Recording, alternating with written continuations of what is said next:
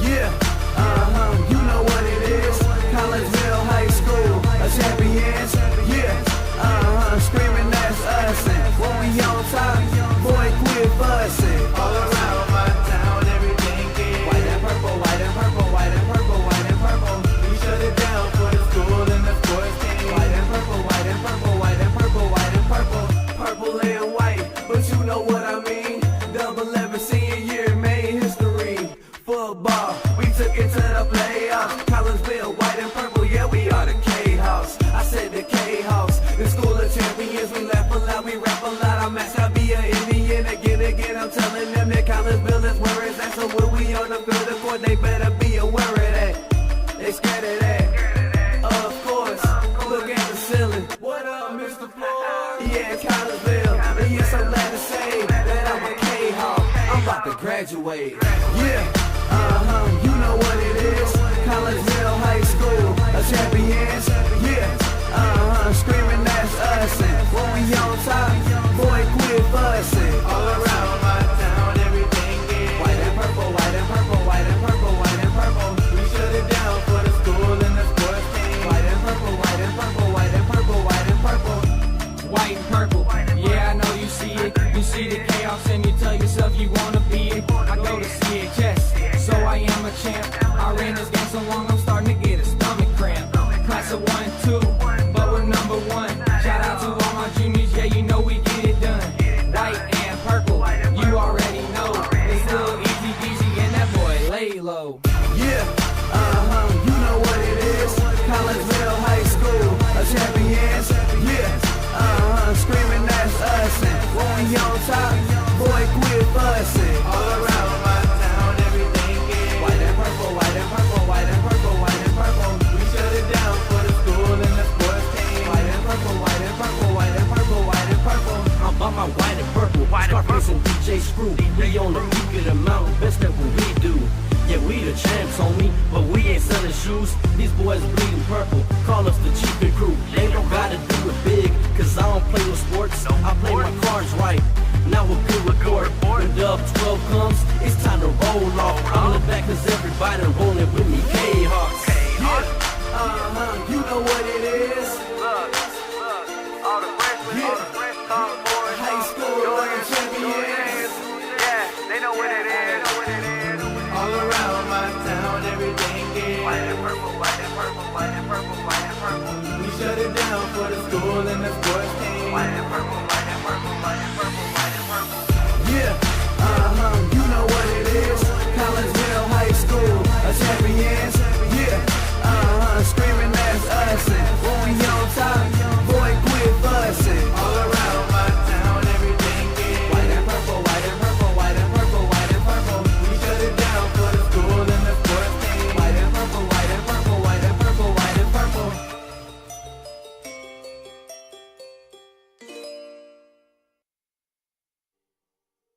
And a very good early evening, late afternoon, everyone, as we welcome you to Triad High School here on the K-Hawk Sports Network. We are here because your Collinsville K-Hawks and the O'Fallon Panthers are going to play a little meaningful soccer game here tonight.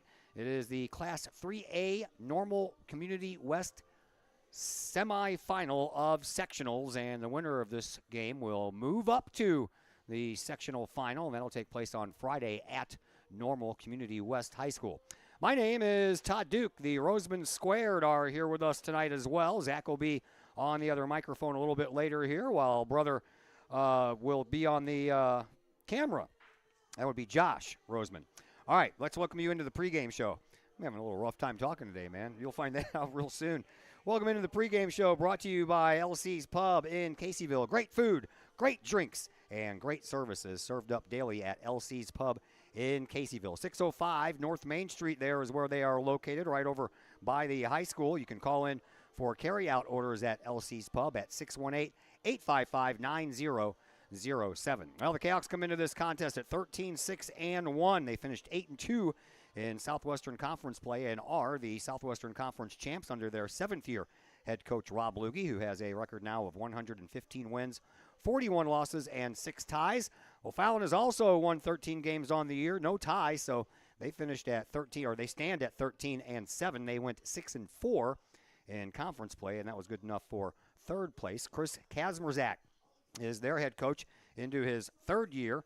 47-26-2 is his record up to this point. Kahawks coming into this sectional semifinal riding a 7-match win streak, with the last 3 coming via a clean sheet. Actually, 6 of those last 7 straight wins have all been shutouts, with Collinsville outscoring their opponent 17-2. Those 2 goals allowed came against this O'Fallon team at Kahok Stadium just 2 weeks ago tonight. Collinsville went through the Edwardsville Regionals with a 3-0 win versus Quincy 1 week ago tonight, before sending host Edwardsville into the offseason with a 1-0 win Saturday afternoon to capture the program's 23rd regional championship. Kahok senior Adam Reiniger scored the only goal in the Saturday regional clincher, his 20th of the year, and he did that in the second half on an assist from Mr. Landon Mahat, another senior. Sophomore goalkeeper Braden Hinson picked up the clean sheet win with 5 saves against the Tigers. Panthers, they're heading into this sectional semifinal with 2 straight wins after taking care of Granite City in a 4-1 win in their regional semifinal at Belleville West 2 weeks ago, and got this game with their own 1-0 win in Saturday's regional championship game against Belleville East. Before the 2-win outburst in regional play, O'Fallon kind of limped into the playoffs on a 4-match losing streak, with the final 3 of those 4 coming against Southwestern Conference teams, including that loss at Collinsville High School that earned the Kahawks their 4th straight conference championship. O'Fallon also scored their only goal in Saturday's regional championship in the second half on the 12th goal of the year from senior Jordan Beauchamp. Senior keeper Ethan Nelson only had to turn away 3 shots on goal from the Lancers in that contest. I had a chance to catch up with both of these coaches, and my conversation with O'Fallon's coach Chris Kazmierzak will come your way next on the LC's Pub pregame show here on the Kahawk Sports Network. Looking for a little bite to eat in a nice, friendly establishment before heading out to a game? Look no further than LC's Pub in Caseyville. Just blocks from Collinsville High School, LC's Pub is the pub of choice for Kahawk fans, before, after, or even during Kahawk games.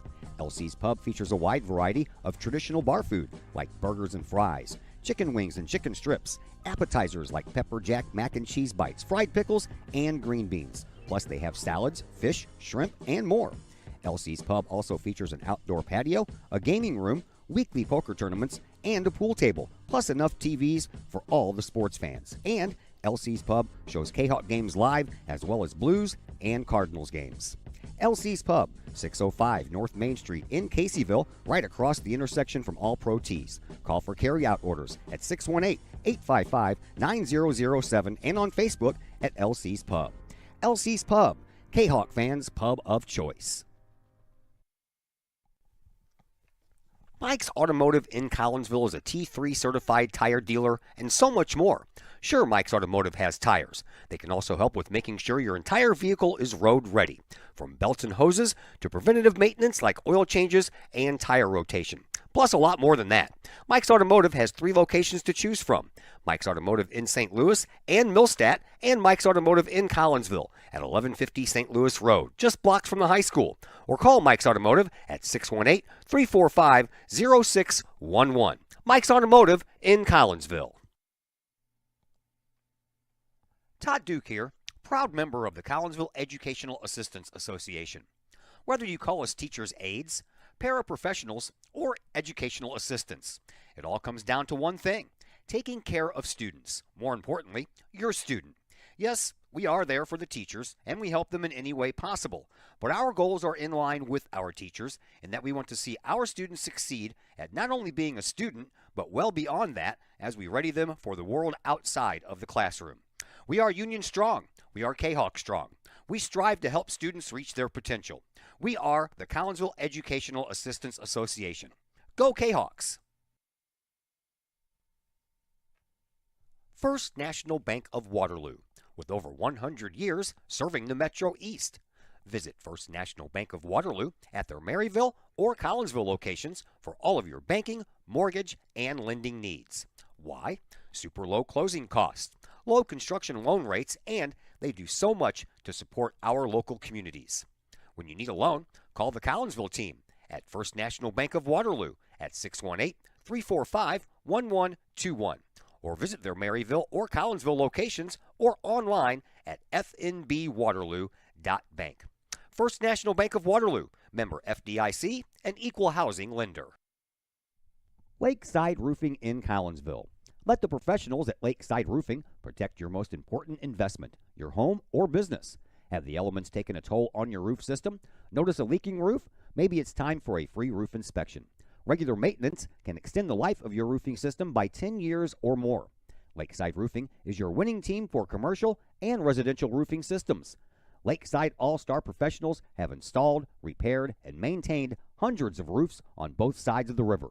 Call Lakeside Roofing today at 618-344-2800 in Collinsville or 314-241-5253 or online at lakesideroofing.com. Choose experience, choose Lakeside. Looking for a little bite to eat in a nice friendly establishment before heading out to a game? Look no further than Elsie's Pub in Caseyville. Just blocks from Collinsville High School, Elsie's Pub is the pub of choice for Kahok fans, before, after, or even during Kahok games. Elsie's Pub features a wide variety of traditional bar food like burgers and fries, chicken wings and chicken strips, appetizers like pepper jack mac and cheese bites, fried pickles, and green beans. Plus they have salads, fish, shrimp, and more. Elsie's Pub also features an outdoor patio, a gaming room, weekly poker tournaments, and a pool table, plus enough TVs for all the sports fans. And Elsie's Pub shows Kahok games live as well as Blues and Cardinals games. Elsie's Pub, 605 North Main Street in Caseyville, right across the intersection from All Pro Tees. Call for carryout orders at 618-855-9007 and on Facebook at Elsie's Pub. Elsie's Pub, Kahok fans' pub of choice.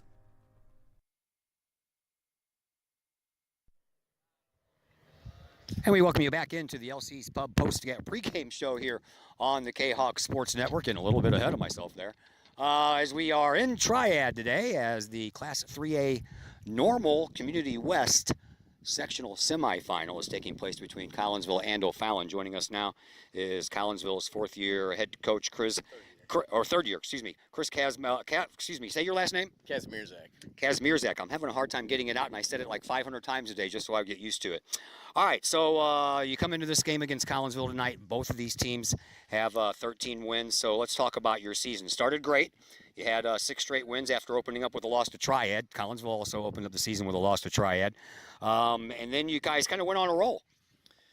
Yeah. I think we started off really strong, and then just kind of were figuring ourselves out, personalities, things like that. And high school soccer has its hills and it's got its valleys, and we like to think we're climbing the hill at the time that we need to.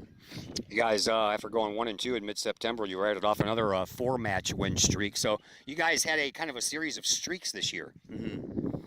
Yeah, again, I think it's the hills and valleys, and there's a lot of different dynamics going on with the team, on and off the field, and it's a matter of finding the right pieces to the puzzle. And that's pretty much what the regular season is trying different things out, whether it's formations, whether it's players, and and you get people that get injured, and you get opponents that are really tough at a moment, and maybe where we've kind of gotten a little flat. And I think that just that's just how the season goes. All right, talk to me about your trips through regionals. You guys handled Granite City in the regional semifinal. Tell me about that game. Well, I was surprised. They played really well. I thought maybe they would park the bus, and they did not. They came out swinging. I think they came with a formation of like a 3-5-2, which just shows it's an aggressive move, and they played really well. And one of the assets that our team has is we have a very deep bench, and a lot of teams don't have that, and that allowed us to just keep the pressure up, and eventually, the pressure made them fold. All right, so you went to the championship game against Belleville East, and just like Collinsville did against Edwardsville, you came out with a 1-0 win. So tell us about the championship game. Another, team that just played really, really well. If you watch the game, honestly, they were the better team the first 30 minutes. We went in with a particular formation and strategy. It did not play well. So it took us a while, and luckily, we had 30 minutes to figure it out without conceding a goal. The last 10 minutes of that first half, we started to find some momentum, and then the second half we made some changes, and they were appropriate changes. All right, you guys got Collinsville here tonight, man. You guys played each other in a couple of big battles here this year. Both games going into overtime, one decided in overtime, the other in PKs. You think that's going to be a little bit of a similar battle you got on your hands tonight? It could be. I think everybody in the area knows that Collinsville is a very strong team. They move the ball quickly. They possess well. They have some really dynamic players, and but at the same time, it's a battle every time. So there's a very good chance. There's a possibility. I think with any of the teams in the Southwest Conference, that's always a possibility. All right, what's your keys to victory tonight for the Panthers? We could discuss that later. Thanks for the visit, Coach. Good luck. No problem. Thank you. That is O'Fallon's third-year head coach, Chris Kazmierzak. We will take a break here on the LC's Pub pregame show, and when we come back, we'll talk things over with Collinsville head coach Rob Lugge. We will do that in just a moment here on the Kahok Sports Network. Looking for a little bite to eat in a nice, friendly establishment before heading out to a game? Look no further than LC's Pub in Caseyville. Just blocks from Collinsville High School, LC's Pub is the pub of choice for Kahok fans, before, after, or even during Kahok games. LC's Pub features a wide variety of traditional bar food like burgers and fries, chicken wings and chicken strips, appetizers like pepper jack mac and cheese bites, fried pickles, and green beans. Plus they have salads, fish, shrimp, and more. LC's Pub also features an outdoor patio, a gaming room, weekly poker tournaments, and a pool table, plus enough TVs for all the sports fans. And LC's Pub shows Kahok games live, as well as Blues and Cardinals games. LC's Pub, 605 North Main Street in Caseyville, right across the intersection from All Pro Tees. Call for carry-out orders at 618-855-9007 and on Facebook at LC's Pub. LC's Pub, Kahok fans' pub of choice. Financial investments are very important, but so are the investments of time, patience, and encouragement our young athletes receive from their coaches, teachers, and mentors. Jason Ragg, your Benjamin F. Edwards financial advisor, understands this. That's why Jason Ragg is a proud supporter of your Collinsville Kahawks and the Kahok Sports Network, as well as the Kahok Educator of the Month Award. For all of your investment needs, see financial advisor and investment vice president Jason Ragg at the Benjamin F. Edwards office in Edwardsville at 1012 Plummer Drive, or call Jason Ragg at 618-307-7048, or visit benjaminfedwards.com. Benjamin F. Edwards, members SIPC. We love to have you come work for the city of Collinsville. We have many positions available, from seasonal jobs to full-time opportunities in many of our departments. From police and fire to Gateway Center, Parks and Recreation, and City Hall. Our employees enjoy great benefits like comprehensive medical plans, paid time off, tuition reimbursement, and more. Visit the city's website, collinsvilleil.org, to apply and learn more about working for the city of Collinsville. All Pro Tees in Caseyville is your place for custom apparel and has been for over 20 years now. Why? All Pro Tees can handle any size project, big or small, and they specialize in large group orders. At All Pro Tees, quality is number one on their list of priorities, as is evident by their excellent service staff. Did we mention All Pro Tees has over 20 years of experience? They can even help with fundraisers and event merchandising for your group. And of course, All Pro Tees is your destination for everything Collinsville Kahawks. So for all of your apparel needs, for civic groups, sports teams, business outings, or even a family reunion, your apparel needs stop at All Pro Tees. All Pro Tees in Caseyville at 2240 South Morrison Avenue. Online at allprotees.com. Right across the street from Kahok Stadium. All Pro Tees, 618-344-2200. Looking for a little bite to eat in a nice, friendly establishment before heading out to a game? Look no further than LC's Pub in Caseyville. Just blocks from Collinsville High School, LC's Pub is the pub of choice for Kahok fans, before, after, or even during Kahok games. LC's Pub features a wide variety of traditional bar food like burgers and fries, chicken wings and chicken strips, appetizers like pepper jack mac and cheese bites, fried pickles, and green beans. Plus they have salads, fish, shrimp, and more. LC's Pub also features an outdoor patio, a gaming room, weekly poker tournaments, and a pool table, plus enough TVs for all the sports fans. And LC's Pub shows Kahok games live as well as Blues and Cardinals games.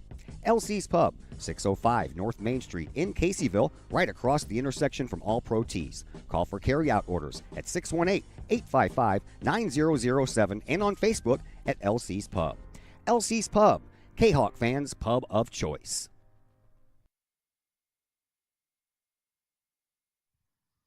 And we welcome you back into the LC's Pub pregame show here on the Kahok Sports Network, live from Triad High School, where they have agreed to host the 3A sectional semifinal between Collinsville and O'Fallon. And joining us now is Collinsville's head coach, Rob Lugge. All right, so let's go backwards in time. 7th straight win against Edwardsville in the regional championship game. And 6 of those 7 games have been clean sheets by your team. So tell me about your defense. What makes them so tough? What do you like about them? They've been playing really well lately. They defend well. They defend together, which is nice. And they're led by Dane. Like, Dane Compton does a great job leading back there. Again, I can't say enough good things about Dane. I didn't realize that we had 6 straight shutouts or whatever it was. I don't really pay attention to it, even though I talk about it nonstop. They just work together so well. They over communicate, which is what we talk about. And they have a desire to win tackles and win games. Talk to me about the guys on the back line right now. I know a few weeks ago you made a switch. You moved Borum up. You put TJ Carter back, and then you got Compton and Starco. Yeah, so, we noticed a couple things that we thought needed fixing. And we like TJ's speed up and down the wing. It allows him to kind of get forward a little bit more and just gives Braden just the responsibility of defending, which kinds of, it makes the game a little bit easier for him. And that's just, things we're trying to build on people's strengths, and put them in positions to be successful. That was my next train of thought there. Sophomore Braden Hinson in goal for all 7 of these last games you guys won. Take us through what makes Hinson the guy to go to in the pressure cookers such as the playoffs. Yeah, Braden's a really quiet, calm person. And his athleticism, his height, his length, really, his arms are really long for a sophomore. And he just kind of understands what we're looking for. And he has good leadership behind him with Robbie. Robbie's been great working with him every day in practice, and we appreciate everything he's done, because he's only made Braden better. All right, Adam Reiniger with the lone goal Saturday afternoon. Wasn't the hardest of shots you would see by Reiniger, so tell me what you saw on that goal. Well, I saw a great pass by Landon. That ball, it's pretty hard to top. One of our coaches said that's the best pass he's seen all year. And for Landon to have the vision to be able to see him making that run, and then Adam with the composure to pick his head up, see the goalie, and know that he just needs to put it on the ground. It's just 2 quality players doing what they do. Edwardsville almost got that equalizer late in the game in that second half. Post sometimes can be a goalkeeper's best friend. Yeah, we don't typically get those bounces. So I was really, pleasantly surprised about that, because typically we're the ones where it hits the post and goes in. So it was nice for us to get the bounce then this time and be able to, take a big sigh of relief and get out of there. What did you see on that particular play? Did you make you cringe a little bit? It did, seeing, I forgot what number it was, but he was wide open in the middle field, took a couple touches and had a wide open shot. We were so focused on one side of the field that we forgot about the other, and, it almost bit us. Luckily we got, like I said, we got lucky, and, we need to fix some things going forward. All right, you have O'Fallon here tonight, man. You guys have already played each other twice. Both games went into overtime, one decided by PKs, one decided by a hat trick by Adam Reiniger in overtime. What makes the game so special when O'Fallon and Collinsville take the field together?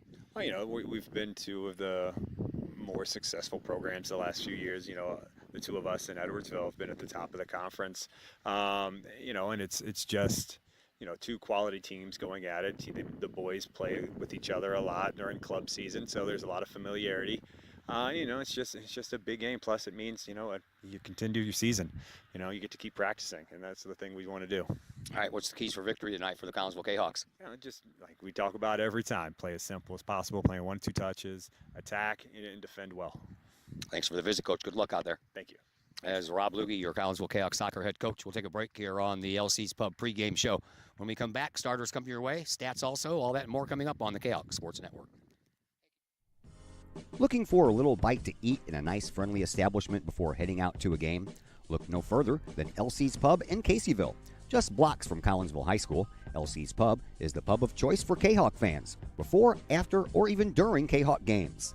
LC's Pub features a wide variety of traditional bar food like burgers and fries, chicken wings and chicken strips, appetizers like pepper jack mac and cheese bites, fried pickles, and green beans. Plus they have salads, fish, shrimp, and more. LC's Pub also features an outdoor patio, a gaming room, weekly poker tournaments, and a pool table, plus enough TVs for all the sports fans. And LC's Pub shows Kahok games live as well as Blues and Cardinals games. LC's Pub, 605 North Main Street in Caseyville, right across the intersection from All Pro Tees. Call for carryout orders at 618-855-9007 and on Facebook at LC's Pub. LC's Pub, Kahok fans' pub of choice. Schaefer Excavating and Demolition in Pontoon Beach provides complete commercial, industrial, and residential demolition and excavating services. Schaefer Excavating and Demolition is family-owned and operated by former Kahawks since 1980 and have over 4 decades serving the Metro East. Schaefer Excavating and Demolition is your choice for quality and experienced work at a reasonable price. Schaefer's does jobs of any size, whether digging for water and sewer lines, site preparation, or building demolition. Schaefer's can do it all. Schaefer's Excavating and Demolition also sells backfill, topsoil, loam, and other materials. Licensed, bonded, and insured, from earth moving and land clearing to building and demolition and road construction to septic and sewer system work. Call the experienced crew at Schaefer Excavating and Demolition, 618-931-6237. Herald Square and Cold Herald, 2 great additions to the Collinsville landscape. Next to the Old Herald Brewery and Distillery, Herald Square is a new outdoor multi-use event space in Collinsville. Concerts, fun and games, farmer markets, and so much more. Herald Square, a great space for Collinsville's future. And just off the square's turf, Cold Herald, old-fashioned scooped ice cream gelato, house-made recipes, and premium sourced product. If you're over 21, ask about the good stuff at Cold Herald. Watch Collinsville grow. Herald Square and Cold Herald, 2 great new additions, only in Collinsville, Illinois. And once again, we welcome you back here to Triad. Collinsville and O'Fallon getting ready to square off in this 3A sectional semifinal. And here are your starters for O'Fallon. They're out there in the midnight blue and yellow jerseys. They will have Ethan Nelson in goal. In front of Mr. Nelson, you will find Aiden Cometa, Andrew Hill, Lucas Favor, Mo Taggart, Nate Hoover, Jacob Culp, Jordan Beauchamp, Cole Smith, and Caden Radcliffe, along with Brendan Loogie. For Collinsville in goal once again is Braden Henson, and in front of the young sophomore goalkeeper you will find Dane Compton, Trey Peterson, Adam Reiniger, Landon Mahat, Sam Garofalo, Chris Munoz, TJ Carter, Braden Borm, Joey Morales, and Juan Carlos Doria. Zach Roseman on the other microphone. You listen to both the coaches' comments. Your thoughts there, sir? I mean, it's going to be pretty much, it's going to be one of those real tight games that you get in the playoffs, which usually winds up at this level and in this area being 2 Southwestern Conference teams. And you got Collinsville and O'Fallon split the season series earlier. Both games went to overtime. Fallon got the one in PKs. And then Collinsville with the Adam Reiniger 3 goals in 10 minutes or whatever it was. And we're underway here. Fallon possesses the ball first, and they'll immediately send it down to the left. That is where you will find Braden Henson in goal for Collinsville. He's the one out there wearing the sky blue, as the other goalkeeper is at the other end that you have not seen yet, and that would be Mr. Ethan Nelson. He has on the black shorts and a red top, so that's the only differences between the colors that we have out there, besides Collinsville wearing the white and the purple, and of course O'Fallon, as I mentioned earlier, wearing the navy blue and the yellow, gold, or whatever that color is. It looks pretty yellow. We're just underway. That ball goes out of bounds. Collinsville will have a throw-in, and it will be Trey Peterson who will take that throw-in. So Collinsville looking to generate a little offense. O'Fallon got the ball down in the offensive zone, but couldn't set up anything to get a shot on goal. So Collinsville will now take over to see if they can accomplish that, as Peterson gives way for Garofalo. That one comes in, comes out front, and a kick by Mahat, and that probably went off of his shin and didn't go the direction that he wanted it to, and then it bounced off an O'Fallon body and back out front. And now O'Fallon will take the ball up court. Nice sliding stop on that one there by Joey Morales, but it ends up going into the Kahok bench, so it'll be an O'Fallon throw-in. Yeah, very back and forth start early. Both teams able to get possession in their offensive zones from O'Fallon to Collinsville, and now right back to O'Fallon, as we'll have another throw-in here. So throw-ins have ruled the roost so far here tonight. Zach Roseman on the other microphone. Josh Roseman on the camera for us tonight. Chris Keller, he's here too, but he has been pressed into public announcing duties and scoreboard operator here, so that's why he is not with us over here on this side of the wall for this particular contest. As Collinsville takes a little roll out from the keeper Henson and sent all the way up by Dane Compton. Compton gets it all the way over the head of the defense, but Collinsville and their forwards trying to track it down here, and they come away with it. Here is Mahat. He'll send it over here to TJ Carter. Carter on this near sideline, back to Mahat. Mahat had the key assist on the Reiniger goal in Saturday afternoon's win over East St. Louis. Now, here is Trey Peterson. Peterson trying to find Reiniger, but Reiniger was covered pretty tightly there on that pass, but he got away with it anyway. Goes all the way back to Morales, and Morales sends it up. Collinsville trying to chase it down, and they will not get there before that ball crosses the end line, and it's going to be a goal kick restart coming up here for Triad. We're just underway, 37.5 minutes left to play here in this opening half, and no score as of yet between Collinsville and O'Fallon. Yeah, nice defense there by the O'Fallon defender. Maybe might have been Radcliffe down there making the nice shepherding action there to let that ball roll out of bounds, but Kahoks will get possession pretty quickly here. You didn't realize we probably should have taken these windows out too. They're a little tinted, Yeah, and they're a little hard to see down there sometimes. My eyesight probably wouldn't have been benefited too much by it either way. It's not good enough for it to be of much help anyway. It's not much, but it is a little tinted, but you won't be okay. We have the middle windows open so we can put the camera up in the windowsill, and that's why you have the beautiful view that you do.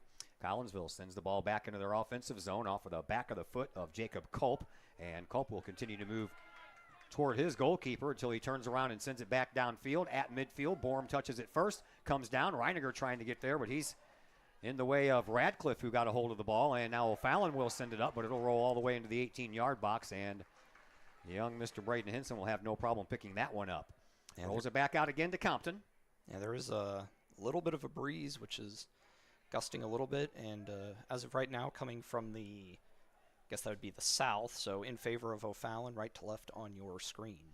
A little bit, not much movement in the flag. It's not like it was the other day at Edwardsville High School, that's for sure, when it was gusting over 20 miles an hour. Yeah, definitely not that windy. No, it is not. It is a very nice, cool, comfortable day here in the Nason's midsection. I'm having trouble with my tongue and my lips syncing up today. Yeah, it's very cloudy, so I don't think you have to worry about anything other than maybe a couple of raindrops falling here and there, but it's not supposed to be anything substantial, so we should be okay to get through the rest of this game without any problems whatsoever. At midfield, off of the head of Beauchamp. Beauchamp scored the only goal in Saturday's O'Fallon win over Belleville East in the Belleville West Regionals, as TJ Carter throws the ball in off of the back of the head of Doria. Doria trying to find Mahat. He does so. Now back out to midfield for Borum. Borum will send it on over to the defensive side of things, and that is Joey Morales. Morales getting the defensive start today instead of sophomore Ty Starko. I'm sure we'll see Ty at some point. And in front, here's a pass from Munoz trying to spring Reiniger. Reiniger had a little trouble collecting the ball, so he regroups and sends it right back over to Morales. Morales from about 45 yards away. He'll send one up off of the chest of Juan Carlos Doria. Doria trying to chase it down. He's in a little bit of a little tit for tat there with Jacob Culp. That ball goes across the end line, and Collinsville will have the first corner kick of this game. Yeah, I mean, saw Reiniger get the touch there and immediately shadowed pretty much three O'Fallon defenders on him. They understand the assignment. They know the capability that Reiniger Corner has. kick stays low right up front and right off the bat, just as we were talking about him. Adam Reiniger sends one into the back of the net. Collinsville goes up 1-0. Yeah, Pat. Corner kick just got through everything. Reiniger with the nose for the ball and slams it into the top of the net. Goal 21 for him on the year, and the Kahoks with the lead just past 5 minutes in. 34-32 left to play here in this opening half, and Collinsville with a 1-0 lead. That's the way you like to get things started. Yep. His 21st goal of the year, Adam Reiniger, off of a corner kick, and makes him pay. There's another entrance into the offensive zone by Collinsville, but that one's going to roll across the line, and it'll be a goal kick restart coming up here for Ethan Nelson. Nelson on the year, 740 minutes. He is 6-3-0 with 1 shutout. He's only allowed 10 goals all year long and has a goals against average of 1.08. 34 saves, gives him a save percentage right around 88%. Braden Henson in goal, 1,015 minutes. He's 9-2-1 on the year, 5 shutouts, 11 goals against for a goals against average of 0.87. 53 saves on the year, gives him a save percentage right at 83%. So both keepers for these two teams have similar numbers. Yeah. One thing I'm kind of noticing looking at the stats, O'Fallon kind of have a 1A, 1B system, so not entirely out of the realm of possibility that we could see Robbie Green in, but they've been going with Nelson so far, so we'll see if Coach Kazmierczak wants to make any changes in that regard. Yeah, they both have similar minutes. Nelson, as I mentioned, 740 coming into this. Green has 776, so they aren't afraid to switch out keepers if they have to. Collinsville still keeping on the offensive pressure as they send the ball into the zone. Kahawks will get a throw in about 10 yards away from the end of the bench that belongs to the O'Fallon Panthers. Throw in comes, and it's headed down by the O'Fallon Panthers, and with it is Caden Radcliffe. Radcliffe sends the ball up to midfield. Here is TJ Carter with it. Carter couldn't control it. Back over to Radcliffe, and Radcliffe finds the foot of Cole Smith. Smith over there being pressured by Garofalo, and that ball ends up going out of bounds, and it'll be a Collinsville throw-in, so the pressure by Garofalo paid off. Yeah, you can definitely feel the increase in intensity, at least from the last game I did from you when the Kahawks played Waterloo. Definitely a faster game, and I mean, it's the sectional semifinals, you know. This is big games. You're going to be a little more adrenaline than you get in just a normal regular season game. Winner of this game will travel to Normal Community West High School on Friday night for the sectional championship, and at last check, they were at halftime in the other sectional semifinal between Moline and Normal Community, 0-0, and that game in Normal will be played on a grass field. Yep, grass field, so something that the Kahawks don't have a ton of experience with. I think just the one game on grass this year when they went to Granite City for the Paz Cup. Yeah. And I don't know about the fields in St. Louis. They had a few games over there. I think the fields at SLU were both turf. So that ball comes all the way down. Carter giving it a chase, and that was a little dangerous there. Braden Henson was well out of the box, so he couldn't use his hands. Uses his head to head it back down to Carter, and luckily that worked out for Collinsville. Those can be a little dangerous. Here's Garofalo. Garofalo for the Kahawks at midfield. Sends it over to the far sideline for Morales. Morales sends it right back, and out to midfield we go. Reiniger all the way back out there pinching in on the defensive side of things. And now Dane Compton will send one all the way down range, and that's a nice job to keep that one away from Trey Peterson off of the head of Lucas Favor. And Collinsville will have yet another throw-in. This one will be taken by Garofalo over on the far side. Seems like Garofalo's kind of the guy that the Kahawks been going to if you want a distance throw, and puts pretty good muscle on that one. Got it all the way into the middle front of the box, so not too bad, but it's O'Fallon that comes away with it. And they will continue to work at the midfield until the ball is stolen by Trey Peterson. Whistle on the play. Foul coming up against O'Fallon. So from about 40 yards out, Collinsville will have a free kick, and it's going to be Landon Mahat that will take this as we approach 30 minutes and 30 seconds left here in this first half. Collinsville already up 1-0. 21st goal of the year by Adam Reiniger. And the Kahawks stake themselves out to an early lead. Mahat waits for everybody to get in their places, waits for the okay from the referee. He's got it, and he'll send one into the box right into the hands of the goalkeeper, Ethan Nelson. Oh, here's a steal, and Munoz trying to get to it and just kind of ran right in to the defender that was right in the middle of the field. They both went after the ball at the same time, and when they did, they kind of just locked legs, and neither one of them could go anywhere. Yeah, nice presence of mind from, I think that was Mo Taggart, just the only man back there, and he made the stop that prevented a pretty sure opportunity for the Kahawks. Yeah. Now at the end of the Collinsville bench, O'Fallon will have a throw in, but they'll switch guys. And the throw in comes up the far sideline, but it touches a Collinsville player first, and then it'll make its way to the sideline and it go out of bounds. Another throw in for O'Fallon. That's rejected by Compton. It went right to him, and he just kind of threw his leg up there and kicked it back out to midfield. Collinsville back on the attack. Borum sends it up. He's trying to spring Peterson, but O'Fallon will get there first. And then over here on this near sideline, Jacob Culp couldn't track the ball down, so Collinsville will have a throw in, and it'll be handled by Trey Peterson. Peterson throws it up the line here on the near side to Doria. Doria slows the ball down, splits the defense, puts a shot toward the goal, and that was bending right on, and Ethan Nelson had to be alive for another save. Yeah, Kahoks with the majority of the opportunities here, really turning up the pressure, but that corner kick notwithstanding, the Panthers have defended pretty well. Kahoks try to enter the zone again, and that ball goes rejected, and then a takedown. They're going to call Andrew Hill for a foul, and Collinsville is going to have yet another free kick from about 40 yards away as he ran right over and pushed down Adam Reiniger. Yeah, going to get a talking to from the referee, but just a verbal warning, no card issued as of yet. Looks like O'Fallon are going to make some substitutions. See a few navy blue and gold striped, well, gold with navy blue stripes over there. And Mahat ready for another free kick.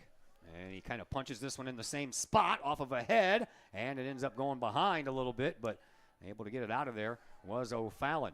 And the Panthers bring the ball up. Comes all the way up to Beauchamp. Beauchamp couldn't get there, so Collinsville's Morales will send the ball back down range, and here's Collinsville again. Reiniger, who already has a goal tonight, looking for another setup. If it's not him, he wouldn't mind. He just wants another goal to go in. Munoz gets double teamed. He gets taken off the ball. Tries to send it out for Morales, but that ball never made it that far, and O'Fallon will come up that far sideline looking to penetrate into the box, but there's a nice play by Compton.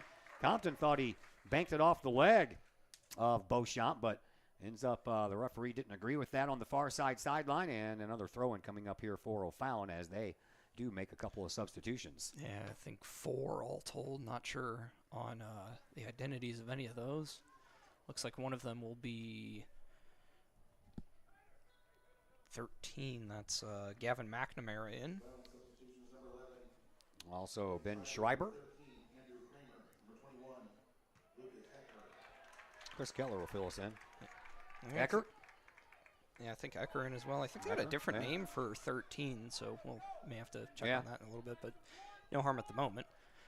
All right, back to action here. We have 26:45 left to play here in this opening half. Collinsville already leading 1-0 as they benefited from a corner kick, and the ball came right out to Adam Reiniger, and he was in the right spot at the right time. That goal happened in the 35th minute of this first half.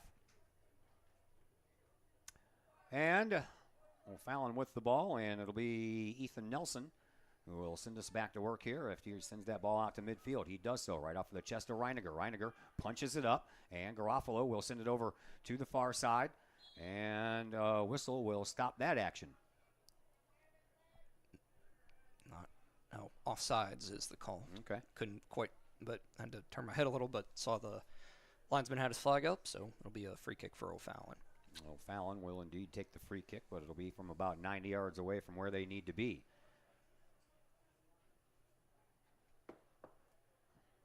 Ball on the way. Stays kind of low, but did get some distance on it right off of Borm. Borm to Garofalo. Garofalo over on the far side trying to fiend Doria. That one goes out of bounds, and it'll be a Collinsville throw-in from there. They throw it in quickly. Here is Doria coming around that left wing inside the 18-yard box. It'll just roll on over to Nelson. He'll scoop it up with no problems. 25.5 to go here in this first half. Collinsville leading 1-0. Kahawks trying to advance to travel up to Normal on Friday night. Sectional championship game. Yeah.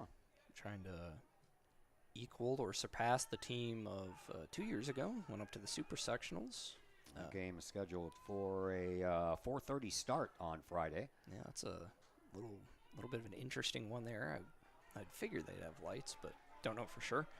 Maybe. Yeah, they have a shack that I can broadcast from maybe.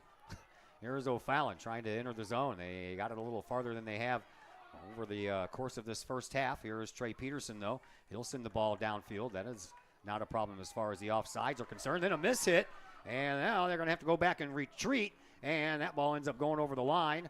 throw in coming up here for Munoz. Each team now wants to make a player exchange. As Collinsville, I believe that's Mikey Suarez that's checking into the game. He'll take the place of Juan Carlos Doria. And Beauchamp to the bench will give way for Bradley Rosberg.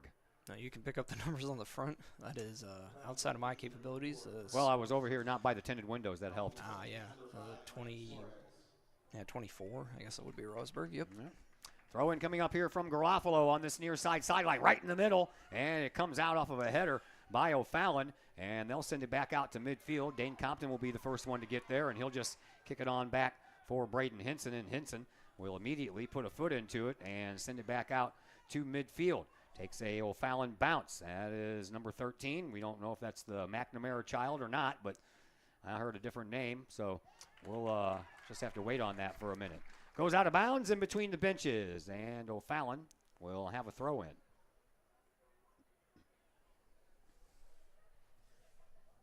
Up the far sideline it goes. Compton couldn't connect with it. Borum does. Popped up, and the Kahawks trying to wrestle it away here from O'Fallon, who have had more offensive pressure in the last couple of minutes than they had in the entire first half. Borum intercepts that pass. Peterson pops it up, trying to chase it down, and he's not going to be able to because it's knocked out of bounds by O'Fallon. A throw-in comes all the way over to Munoz. Munoz, he looks, and he's trying to spring Garofalo, who is flying up that far sideline, but unfortunately for him, Lucas Ecker got in the way. Yeah, nice job seeing the crossing path that the Kahawks were going for and making the stop and continuing the slight run of offensive pressure that O'Fallon have had here. And we're trying to cross that one into the box, but that was a heads-up play over there by Joey Morales. He got in the way of that potential pass. A throw-in for O'Fallon goes into the box, popped up, and caught by Braden Henson. 22.5 to go here in this first half. 1-0 in favor of Collinsville. Long way to go in this one, kids. Mm-hmm. Here is Henson. He'll get ready to send it back out to midfield. He does so. Sky-high pop-up. And it comes down, takes a Collinsville bounce off of the head of Suarez, and then it comes down at the logo. Munoz comes away with it, and he'll send it up, trying to spring Suarez, but that ball didn't quite have enough on it for Suarez to get up there and catch it first. I have a substitution as Munoz out. Looks like Doria's back in. Yeah, Doria back in. And a throw in from right in front of the O'Fallon bench. Comes into the corner just outside the box over there off of Reiniger. Gets back the other way now. O'Fallon comes away with it. And they'll pick their heads up and look for a way to travel upfield with the ball. 21.5 minutes to go. Here is Lucas Favor. Favor gets the ball up to midfield now to Radcliffe. Radcliffe lost the ball. And who found it? That would be Suarez. Tries to find Peterson. Peterson getting trapped between a couple of players. Nice little spin move put on there by Radcliffe. And then Mo Taggart with the ball. He loses it. And Collinsville sets it up. Here is Doria. Doria coming in and trying to wiggle out of some little trap area there. Over to Mahad it goes. Back over to Doria. Doria will send it out to Peterson. And Peterson over here on this near side. And that one's going to go off of Peterson and out of bounds. Yeah, nice defensive play there made by the Phantom number 13. And so we'll foul in possession, and they'll thwart the little bit of Kahok pressure there. Favor sends it on up to midfield, but Collinsville intercepts. Reiniger does so, sends it back over to Compton.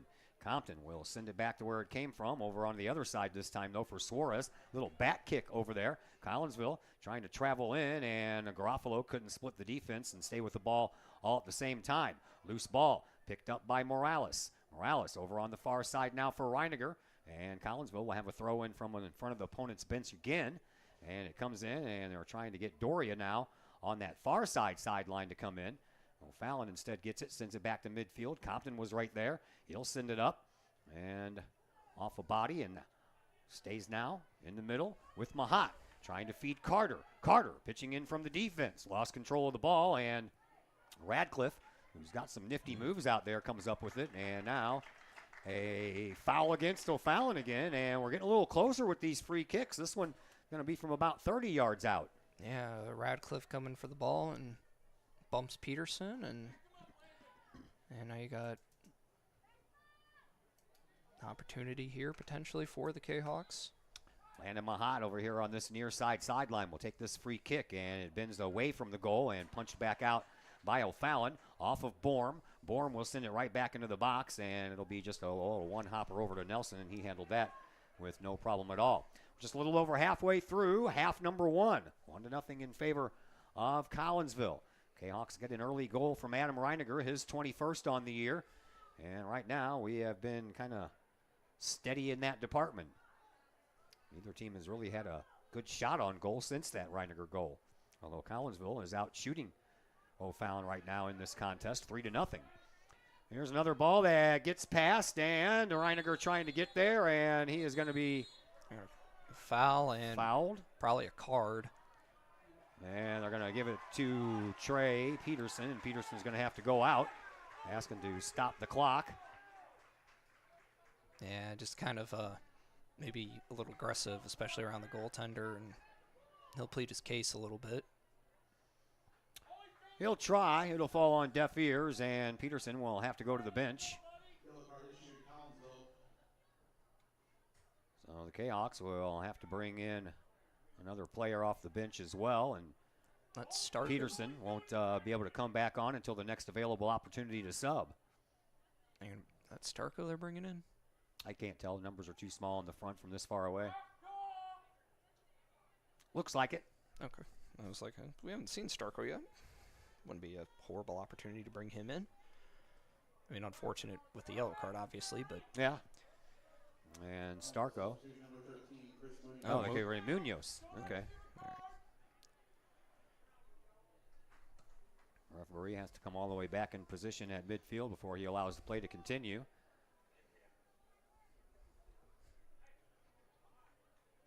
Not sure what we're waiting. There we go. He was just looking around, surveying things, making sure everybody was in their place, I guess. I don't know. Off of the head of Borm as we are back to action, down to midfield, and Suarez trying to wrestle the ball away, but O'Fallon, they come up with it, and here is Radcliffe once again. Radcliffe sends it over to the far side, gets it right back. He'll stay on that far side sideline and send it on up, and that one's going to go all the way over the line. Not sure if it wouldn't have been an offsides anyway, but it didn't appear that the far side linesman was going to put that flag out there, so maybe not. And just a little too much on it. O'Fallon player unable to make it, and Henson, who hasn't had to do a ton in regards to, making saves, but have another goal kick for him. Instead, he'll pass it over to Compton, and Compton trying to move around the forward over there for O'Fallon, and now Borm gets in on it and sends it up over here for Carter. Carter will send it into midfield, and Suarez tried to get there first. He couldn't. But there is Juan Carlos Doria. Doria gets there and sends the ball on up to Mahat. Mahat back over to Doria. Doria trying to spin around with it, but got taken off the ball. He's getting double teamed, and Mahat will send it out to midfield to Reiniger. Reiniger usually gets about 3 players on him as soon as he touches the ball. Had a little bit more room to move with it. Now Mahat will send it over here to the sideline for Carter. Carter will send it right back out to midfield. Here is Borm. Borm sends the ball up. Ball has a lot of bend on it considering there's not a lot of wind out there. Seen a couple of those bend all the way out to the left-hand side. Here is Collinsville, another opportunity. And into the box, and a roller that is handled there by Ethan Nelson. And the O'Fallon Panthers survive another offensive opportunity by Collinsville. And Nelson's done I think I mentioned this earlier, but he's done a pretty solid job. Not a ton that he was going to do on that corner kick. That was great pass, and when Reiniger gets a hold of one, it's going to be moving pretty quick. And he doesn't waste much time pulling that trigger. Nope. That's why he's got 21 goals. Yep. Radcliffe out at midfield with the ball. And Collinsville sends it back out a little bit farther up the line. And now with it is Favor. Favor will send it up past everyone. TJ Carter will try to track it down. He can't. It's going to belong to Triad on a throw-in. And that throw-in will happen right outside of the box. 3 O'Fallon players come on as substitutions. And Trey Peterson still waiting for his opportunity to check back into the game after receiving a yellow card. And the throw-in will come over here just outside the box. One of those Colt back in. And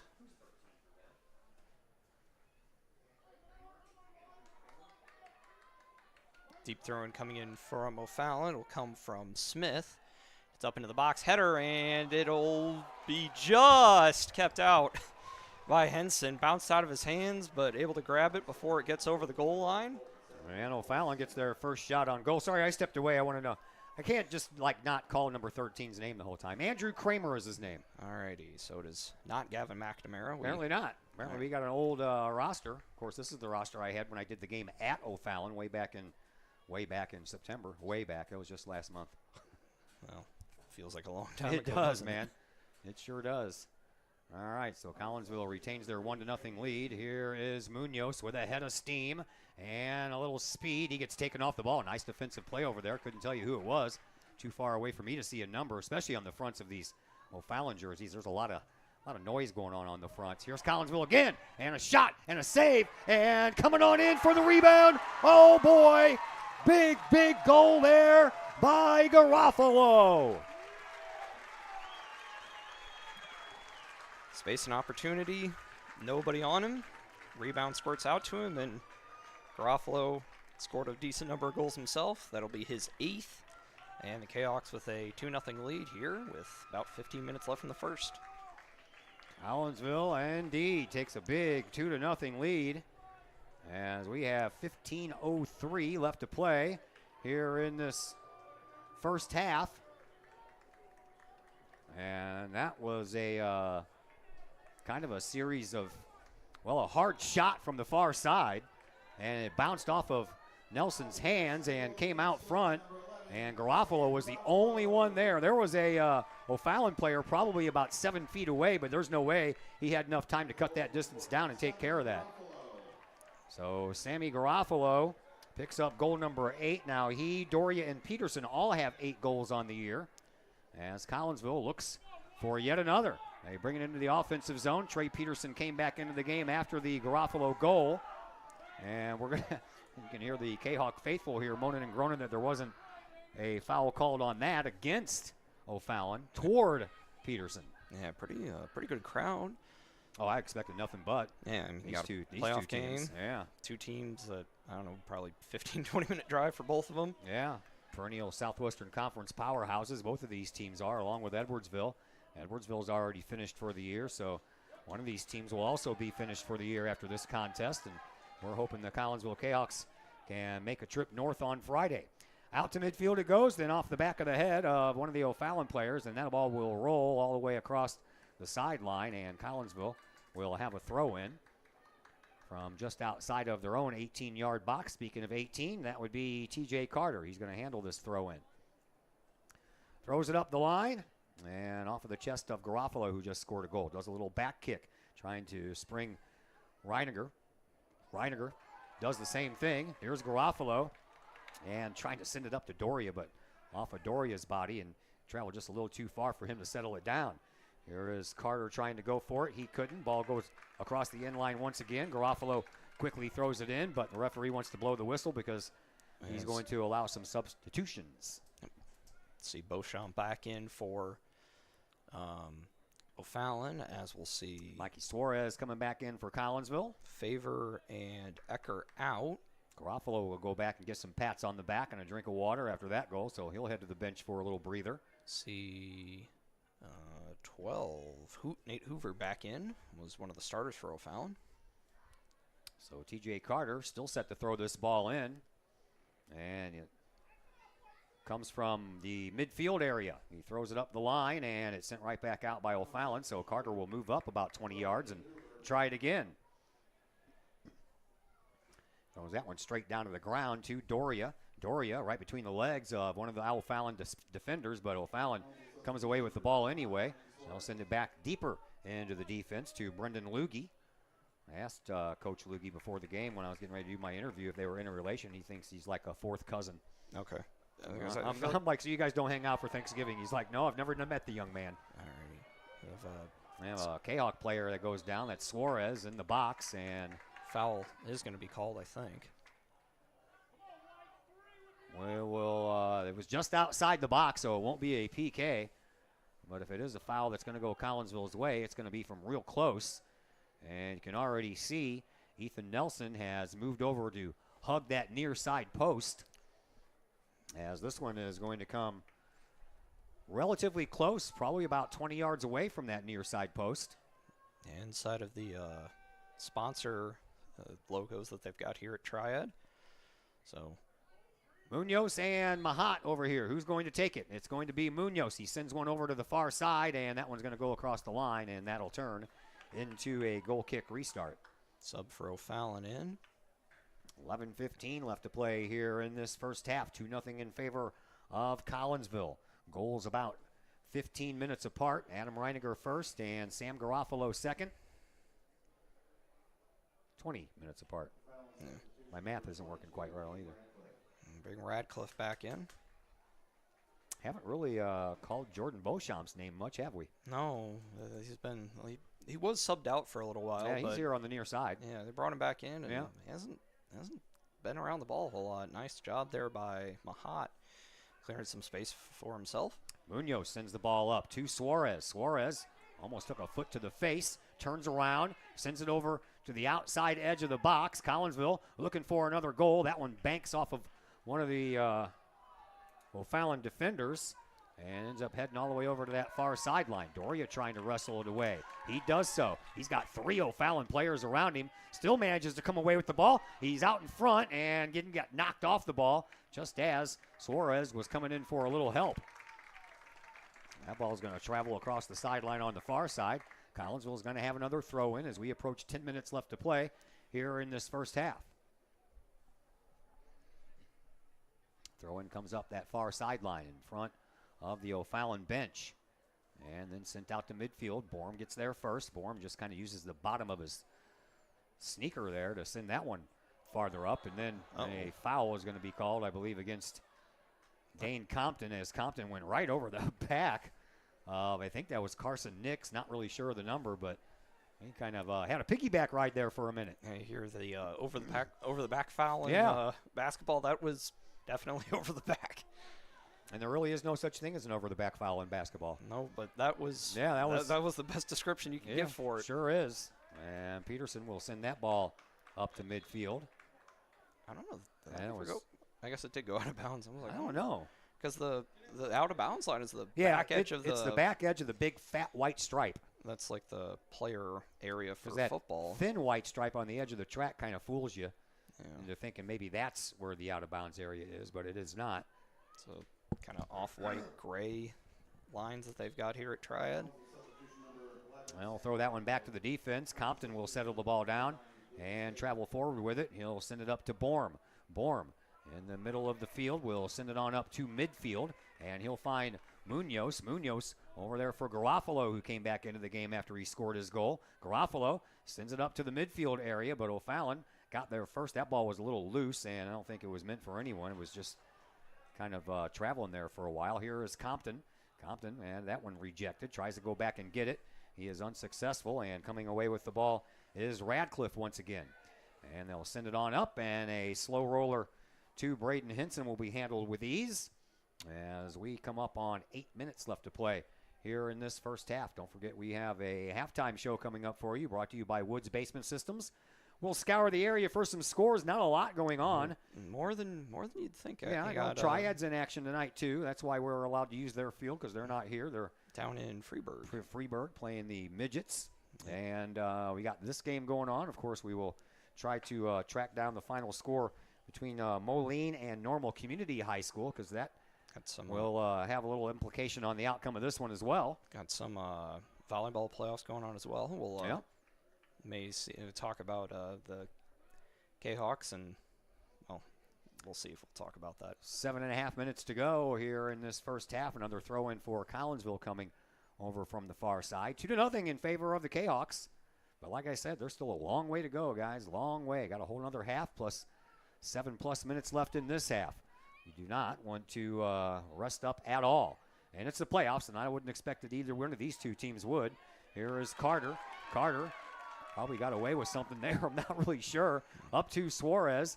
And Suarez will send it back over to TJ. Carter will send it into the middle of the field now for Borm. Borm will send it all the way over to the far side. Morales trying to get there first. He does. Sends it up to Munoz. Munoz, he is trying to shake off a Radcliffe over there. Radcliffe. And then a push down from behind as Reiniger goes down. And That's the second time Reiniger's been pushed down from behind. This time it was Andrew Hill. At Hill or, yeah, I guess it's 5. It was like Hill or Nix, one of those two. So Collinsville will send the ball into the front of the box. It's headed down, comes to Mahat. Mahat then gets pushed off the ball. That ball is going to go out of bounds. Nice tackle there made by, I think that's Hill again, as Kahoks will have a thrown, and I think that'll be Garofalo. Yep. Garofalo with the throw in over here on this near side. Ball into the 18-yard box, comes down, and Collinsville trying to poke it home, but there was Mr. Ethan Nelson who got there and made the save before another rebound came back out. So Fallon trying to work the ball back up. No doubt. Oh, man, that's a big-time foul right there. Somebody better get a card out of that one. Yeah, Beauchamp, hard foul, and they're going to stop the clock, so that will be a card. They're going to check on Mikey Suarez first, and so far he hasn't brought a card out. If you're going to throw a card up against Trey Peterson for what he did, that deserves a card as well. He's going to converse with the lineman, and yeah, there it goes. There's a little late coming out, but Beauchamp's going to have to go off as he gets a yellow card. 5:46 left to play here in this first half. Collinsville up 2-0. Another prime opportunity for a goal here, as this one's going to be about 20 yards away from this near side post. Referee will let O'Fallon set up the wall. Looks like he's going to let him do that just inside the 5-yard line of the football configuration here.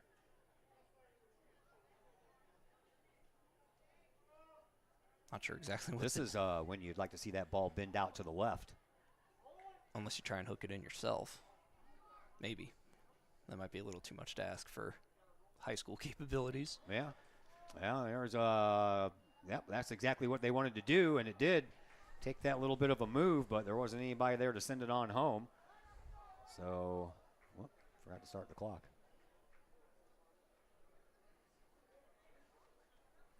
Up to 5:30 remaining now. Well, Fallon sends the ball upfield. Compton trying to fend off a would-be attacker. I believe that's Carson Nix over there on that far side. And it'll be another Collinsville throw-in coming up here on that far side sideline. I think we're going to have I thought there was a foul called. Is there? Oh, the referee was pointing. I'm not sure if he was just signaling the. I thought I heard a whistle, so. We're going to stop the clock again. For Kahok player tying his shoe. Not sure. A little hard to see what's going on over there. Looks like maybe a shoe malfunction for the. That's what it looks like. Well, we got a couple of guys bent over tying shoes over there, one from each team. It looks like one of the Kahok guys had like. Yeah, Compton looks like he lost his shoe. And he did. Not sure if there was like a. I don't know. Looks like you put the same one back on, so I guess we're okay. Not sure if that's something that you would keep, just like spare cleats. Well, we weren't told to start the clock yet, were we? I don't think so. Oh. Then it starts. I didn't even hear the whistle. All right, back to action. Ball at midfield. And Radcliffe comes away with it for O'Fallon. And a little ping pong action going on there. And Radcliffe gets it again. And a sliding tackle by Munoz, but he really didn't make connection with the ball very much. And O'Fallon working the ball up. Here is Cole Smith over on the far side.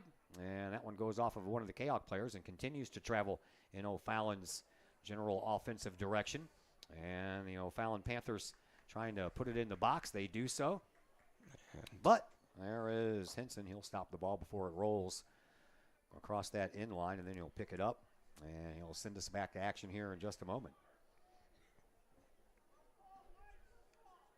Henson skies one all the way down to the midfield logo here at Triad. O'Fallon, they track it down first, and then once again, Peterson gets shoved from behind, and this one is against Jacob Culp. And looks like Peterson's a little slow to get up. They'll And stop the clock. Stop the clock again. Yeah, I'm like not going to issue a card, but they are going to go ahead and bring the trainer out. I'll have Amanda look at Trey Peterson there for a bit. We'll step aside for just a moment, and we're back after a brief timeout here on the Kahok Sports Network. Looking to buy a new home or sell your current home? Trust the Blaylock Group of eXp Realty with all of your real estate needs. The real estate market is hot right now, and you can trust the years of experience the Blaylock Group brings to the table. The Blaylock Group can help you find your dream home, or they can help you get top dollar for your current home. Give Peyton or Emily Blaylock a call today at the Blaylock Group of eXp Realty, 618-780-4622. That's 618-780-4622. The Blaylock Group of eXp Realty.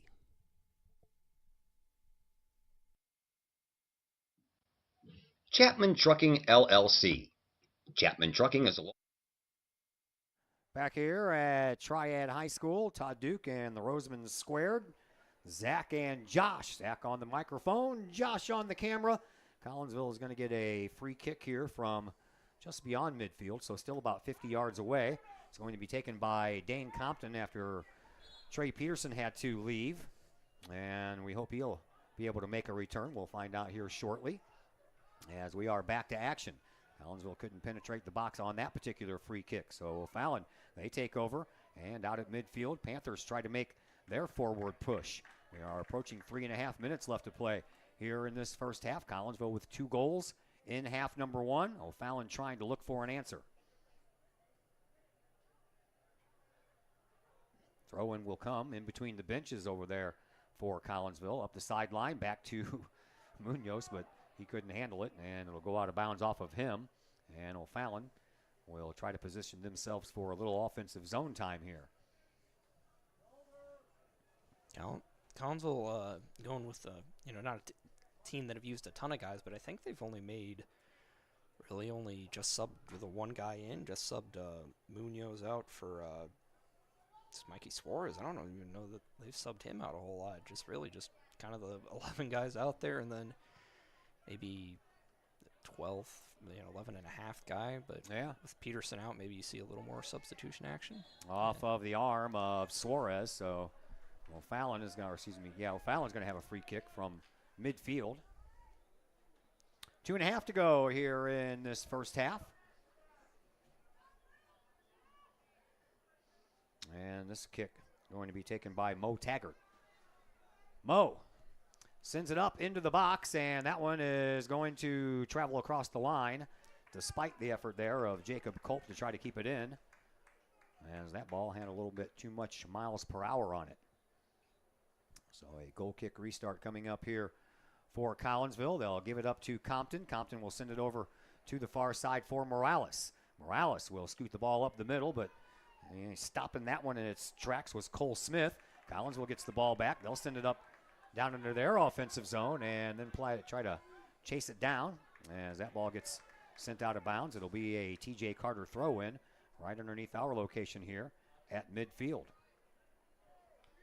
Into the press box on the roof. Yeah, kind of a interesting one.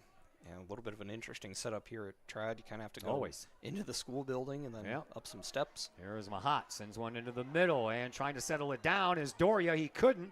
And finally, Garofalo sends it up in front of the box. Off of a body, rolls down off of the front of Adam Reiniger. And then Borm will step up from a defensive standpoint and send the ball up, but it comes right back out to the Collinsville defense anyway. Here is Morales. Morales will send it over to the far side for Munoz. Munoz tried to send the ball up on a little pass to himself, but he was partially held up as we are under a minute to go here in this first half, and we're going to have a free kick coming up here from O'Fallon, but they choose just to pass it over to Radcliffe over on the far side, and that ball rolls off of him and out of bounds, so Collinsville will have a throw-in. Yeah, kind of rule advantage and maybe played on a little too quickly. Maybe want to hold on that one. Up to midfield we go. Suarez with a little sidestep kick over here for Mahat. Mahat will send it up, but that one has too much push on it, and it rolls all the way to Ethan Nelson. Nelson will send the ball back out to midfield off of the head of Munoz. Munoz trying to track it back down after it came back his general direction. He spins with it, gives it up to Morales, back over to Munoz. Munoz with a little side stripe with the side of his sneaker over there, sends it up the sideline, but O'Fallon gets there first until they send it into the bench, but that's off of a Collinsville player, and a throw-in coming up for O'Fallon, but they probably won't have time to do much as the final seconds tick off the clock, and that is going to do it for half number 1.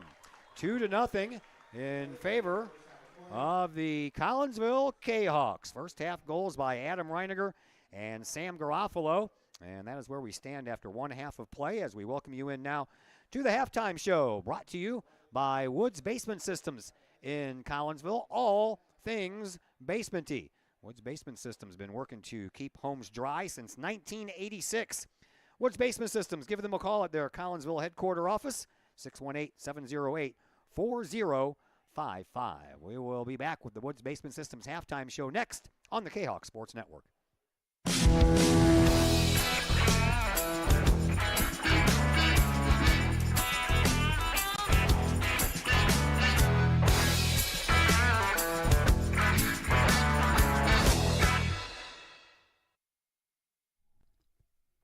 Collinsville Barbecue Supply, home of Code 3 Spices, is first responder owned by proud Kahok alums. Located at 1966 Vandalia, Collinsville Barbecue Supply is your one-of-a-kind barbecue headquarters that focuses on everything barbecue and cooking, providing the best American-made barbecue grills, in-person class instruction, smokers, rubs, sauces, accessories, and cooking expertise from professional barbecue experts, including an in-house chef and pitmaster. Code 3 Spices provides award-winning sauces and rubs that supports our nation's first responder and military organizations that focus on the fallen, suicide prevention, and PTSD awareness. Stop on by, see the guys at Collinsville Barbecue Supply for all of your cooking and grilling needs. Collinsville Barbecue Supply, home of the 4-time world champion Patriot Sauce. Learn more about their products and mission in giving back to those who serve at collinsvillebarbecue.com or call 618-855-8855. No one likes a dirty house. It's work that almost no one wants to do. Why not get someone to do that work for you? Kara Gray with Rags to Riches Cleaning Service would love to take that task off your to-do list. Kara is a homegrown Collinsville High School graduate and the owner of Rags to Riches. From floors to ceilings, from baseboards to light fixtures, Rags to Riches can clean them all. No job is too big or too small. Call Kara Gray at Rags to Riches Cleaning Service to schedule a free estimate today at 618-979-9634 or visit Rags to Riches Cleaning Service on Facebook. Are you in need of a new mailbox to go with your new home? How about a new mailbox to replace your old one? Look no further than Big Dick's Brick Mailboxes in Collinsville. From economy to custom, Big Dick's Brick Mailboxes can create a mailbox that suits your needs. Big Dick's Brick Mailboxes is licensed and insured. They use only high-quality materials and offer a satisfaction guarantee policy. Big Dick's Brick Mailboxes can also make your very own axe throwing set, hanging or standing. Whether you need that axe throwing set or a new mailbox, you need Big Dick's Brick Mailboxes in Collinsville. For more information, get a hold of Big Dick's Brick Mailboxes at 618-680-0208 or online at needanewmailbox.com. The Collinsville Area Community Foundation is our community's charitable foundation. We connect people, support programs, and guide resources to help our community thrive. Our board is made up of local leaders that donate their time and expertise to identify opportunities for long-term community impact in and around Collinsville. Find out more about scholarships, grants, and ways to give back to the city we love by visiting collinsvillefoundation.com. Looking for a great place to watch the game with your crew? Look no further than the Lucky Fox Sports Bar in Uptown Collinsville.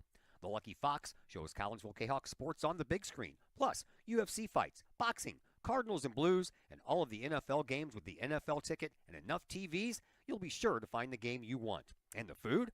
How about Taco Tuesdays, Wing Wednesdays, plus burgers and sandwiches, pizza, steak, and more, including great drink specials and the coldest beer in town. Plus, they have an in-house DJ on Friday and Saturday nights. Dine in and catch a game or order carry-out with the Lucky Fox. The Lucky Fox Sports Bar, 118 East Main Street in Uptown Collinsville. Open daily at 11 a.m. Check out the Lucky Fox Facebook page for daily specials. The Lucky Fox, 618-223-1948. Got vinyl? Rich's Record Emporium in Uptown Collinsville can take care of all of your vinyl needs and more. You can peruse through thousands of records, from country to hard-to-find jazz, and classic rock is always in stock at Rich's Record Emporium, used vinyl, new vinyl, and hard-to-find vinyl. Don't forget to check out the audio room at Rich's, where you can check out the latest in audio gear, from new top-of-the-line speakers to turntables and receivers, plus all of the accessories. Rich's has t-shirts, record cleaners, turntable needles, wall art, and so much more. If you can't find what you're looking for at Rich's, they will do their best to find it for you.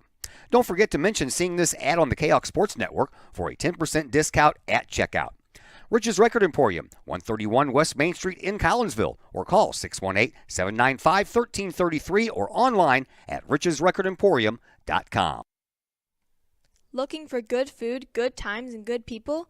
Look no further than the Bridge Inn in Caseyville. Just over the bridge from the Kahok Stadium, Bridge Inn features a friendly and courteous staff that serves up the coldest drinks and the best food in the Metro East. Lunch and dinner is available daily, with a breakfast menu every Saturdays and Sunday morning. And don't forget about fantastic fish fry Fridays. Bridge Inn also features pool tournaments on most weekends and a gaming area for the over 21 crowd.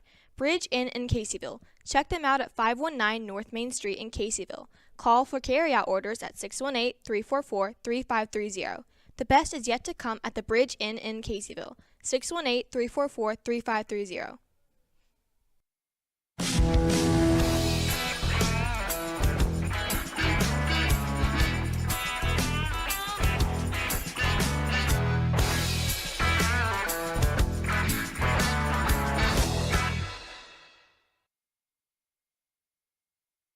And we welcome you back into the Woods Basement Systems halftime show here on the Kahok Sports Network, where it's 2-0 here in favor of Collinsville in this 3A sectional semifinal. And in the other sectional semifinal, the winner of that game will play the winner of this game. They are headed to overtime. Normal and Moline still 0-0 after regulation. A final in Class 2A, Triad wins. They beat Freeburg by a score of 2-1. In volleyball, Belleville East had to forfeit their game against Collinsville, so the Collinsville Kahawks will move on to Thursday night's regional championship game, where they will take on the winner of the game between O'Fallon and Granite City. Other regional semifinals that we have for you in the world of volleyball: Breeze over Roxana 25-17. Mascuda has already taken care of business against Marion in a two-set sweep, 25-15, 25-8. Mater Dei did the same to Carlisle, 25-11 in both of those sets. And Carbondale over Cahokia, 25-14 and 25-11 in another two-set sweep. The two-set sweeps continue as Staunton gets past Gillespie, 25-11 and 25-12. And after one set, Highland over Jersey, 25-20. That is going to do it for the Woods Basement Systems halftime show. Second half action between Collinsville and O'Fallon comes your way next on the Kahok Sports Network.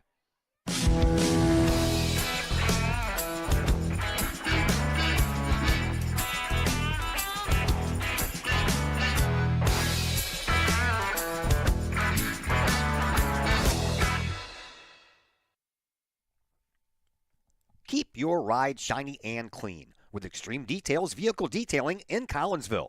Owner Jay Merkel and his crew at Extreme Details believe in the value of community and in helping their community hold the value of their vehicles with a sharp-looking, clean ride that you and your community can be proud of. Extreme Details can handle any job, whether you drive a small car, an SUV, or even a bus or RV. No job is too big or too small at Extreme Details. Extreme Details offers scratch and oxidation removal, no matter what you drive: cars, trucks, motorcycles, boats, and more. Plus, Extreme Details can handle fleet vehicles for you and your company. Call Jay and the gang at Extreme Details at 618-977-1224. Check for periodic specials on the Extreme Details Facebook page.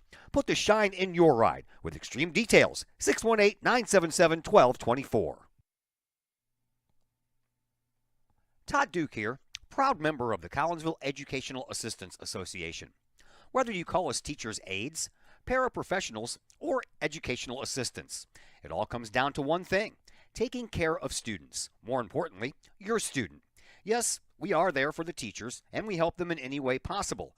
But our goals are in line with our teachers, in that we want to see our students succeed at not only being a student, but well beyond that as we ready them for the world outside of the classroom. We are Union strong. We are Kahok strong. We strive to help students reach their potential. We are the Collinsville Educational Assistance Association. Go Kahawks! Chapman Trucking LLC. Chapman Trucking is a local Collinsville business owned and operated by 1994 Collinsville graduate Christy Chapman. With over 10 years of experience, Chapman Trucking LLC can take care of all of the heavy lifting when it comes to hauling aggregate materials such as sand, driveway rock, dirt, boulders, and more. That includes getting your heavy work equipment to your work site where it needs to be. Give Christy a call for a free estimate at Chapman Trucking LLC, 618-960-9346, or online at chapmantruckingllc.net. Old Herald Brewery and Distillery in Collinsville produces their own spirits and beer on site right at the restaurant. Pair that with some of the most unique menu items around the entire metro area, and you can see why they are such a hit. They can handle you and your family, or they can handle you and your group. Throw in the occasional live entertainment, and you can see why Old Herald Brewery and Distillery is a must-stop destination in Collinsville. Old Herald Brewery and Distillery, 115 East Clay Street in Collinsville, 618-855-8027, or online at oldheraldbrewing.com. Once again, we welcome you back to Triad High School. Todd Duke and Zach Roseman, along with Josh Roseman on the camera. And we are underway here in the second half. Collinsville leads by a score of 2-0. And the Kahawks now will be shooting at the goal to your left, as O'Fallon will try to do the same thing to the goal occupied by Braden Hinson to your right. Here is a pass out at midfield. And Collinsville trying to get it back after a little ricochet there, and they'll send it back up to midfield once again, but goes right to one of the O'Fallon players. They'll send it over here to this near side sideline, and trying to track it down is going to be Aiden Cometa. And a shot toward the goal ends up going back behind it, so the Kahawks will have a goal kick restart. We're underway, 1 minute into half number 2, 2-0 in favor of Collinsville. Winner, as we mentioned, will move up to Normal Community West High School and play on their little grass soccer-only field they have up there with a little shack that's probably about 1/4 of the size of this press box, and I might be being generous. It's better. I mean, it's better than doing it outside, right? Yeah, that's true, because that is not a good look, man. When your camera is on the ground and you get a ground-level look at things, you can't see a lot. Besides that, I don't really, I'm not too fond of my equipment taking a direct hit from a soccer ball. No, I don't think anybody would be. If anybody remembers a super sectional, I think it was a super sectional, or was it a sectional final that Chris Kettler and I did, I'm going to say like 6 years ago maybe, when Clay Smith was still the head coach of the girls soccer team. We had to go to Normal for one of those two, and it was the same kind of setup. So it'll be interesting for sure. But first things first, Collinsville needs to hold court here and hold on. Right now, they're up 2-0. I'm sure they would love goal number 3 at any point as they try to wiggle their way down into the offensive zone, but O'Fallon rejects that entrance. And Collinsville will have to start back over from their defensive midfield positions, and TJ Carter gets taken down from behind, so Collinsville will have a free kick from the far sideline. About 55 or so yards away from the goal occupied by Ethan Nelson. And the kick coming right at the end of the Kahawk bench where the coaches kind of hang out. That ball is sent high, deep into the box, off of a head, and right into the hands of Ethan Nelson. That was a long ways away, but it still managed to find its way on goal. Yeah, one of the O'Fallon players getting up a little gingerly, but looks like he's okay. Back over to the far side. O'Fallon will begin their push up this pitch here at Triad. Triad won tonight, so they're probably already on their way back here. They'll take on the winner of the other semifinal, which is between Waterloo, a team that beat Collinsville earlier in the year. Yeah, on senior night nonetheless. Here's Collinsville, another shot, and that one goes over the goal and through the football uprights. So a little bit low, might have had a chance, but Nelson was there anyway. Not sure if it would have went past him, but he will do the goal kick restart thing here in between a couple of his defender buddies. Yeah, and Waterloo will be taking on Althoff in that other semifinal, which should be getting underway right about now, I would think. I know that some of these O'Fallon players are out here playing with some heavy hearts after a young lady a junior at O'Fallon Township High School, was killed over the weekend in a car crash. So our thoughts go out to that family and the whole entire O'Fallon Panther family for that matter. Yeah, it's a sad situation. From, I believe she was an athlete, a tennis player, I think. Tennis player, yes. And from all the descriptions, it seems like she was a young lady that was going to go on and do great things. Unfortunately, yeah. Yep, life cut just a little bit too short, if you ask me. It's not a thing that any parent wants to go through, that's for sure. So our hearts go out to the family and the obviously extended family of all of O'Fallon and O'Fallon Township High School. 35 and a half minutes left to go here in this second half. Collinsville up 2-0. Collinsville trying to create some more offensive pressure here. The ball is in the Kahawks' offensive zone. They come away with it as Mahat sends the ball up to Doria. Doria kind of does one of those little step on the ball, bring it back to myself, gives it up for Garofalo, but Garofalo was trying to find Suarez and instead found one of the defenders for O'Fallon. Here is Cometa. Cometa sends the ball all on up to the foot of somebody wearing a number 7, and I don't have a number 7 on my roster. As Braden Henson comes out and takes care of that one well outside of his box. As we are under 35 minutes to go here in this second half, a throw-in coming up here for Cole Smith. And Smith will send the ball up into the front of the 18-yard box, and that one popped up into the air before it even made it to Braden Henson. And O'Fallon trying to chase it down before it ends up going out of bounds over here on this near side corner. Garofalo, he gets there and sends the ball out front. O'Fallon trying to wrestle it away. They can't. Here is Doria. Doria looking, turning around, and he'll send the ball all the way over to the far side and try to find Carter. Carter gets a head on it first. O'Fallon gets a head on it next. And then the O'Fallon Panthers will stay with it, but a whistle will stop the action, and it'll be a foul called against the O'Fallon Panthers. So it turns out 7 is Gavin McNamara? Yeah. That's what I kind of figured you were going to come over here and tell me. Yeah, so McNamara is 7, and then 13 is Mr. Andrew Kramer. Andrew Kramer. Not the one from Seinfeld. See, Kramer wasn't even on my roster, so McNamara at least was, but with a different number. Here is Compton. Compton sends the ball all the way down the offensive zone off of the back heel there of Garofalo. That'll go out of bounds, and O'Fallon will have a throw in. I think they're going to say it went off one of the O'Fallon No, players. they did, huh? Yeah, maybe off of Favor down there. Well, it had some spin on it once it left Garofalo, so maybe it did spin into one of the O'Fallon players, and Garofalo's got that strong throw right in front of the box, and a header down by Doria, and I believe Suarez was there as well, and a nice job on the save there by Ethan Nelson.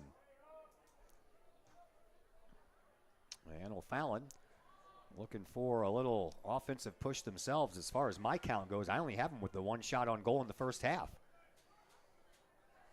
O'Fallon looking to obviously generate a little bit more offense. They push the ball through midfield off of Reiniger. Comes to Mahat. Mahat will send it up for Doria. That was Munoz. Now back over to Reiniger. Reiniger will just send it all the way back to the defense and TJ Carter. Carter sends it up the sideline, but that's off of an O'Fallon player and behind the Kahok bench, so Collinsville will have a throw-in from in front of their bench, and it'll be handled by Doria. Nope, he's going to give the ball up to Carter. Yeah, seems like a similar start to the first half. Collinsville with the possession fairly even, but Collinsville with the territory advantage so far, and we'll see if that results in another fairly quick goal that we saw like we saw in the first half. TJ Carter throws it down onto the ground, and who is that over there? Is that Carlos or is that Morales?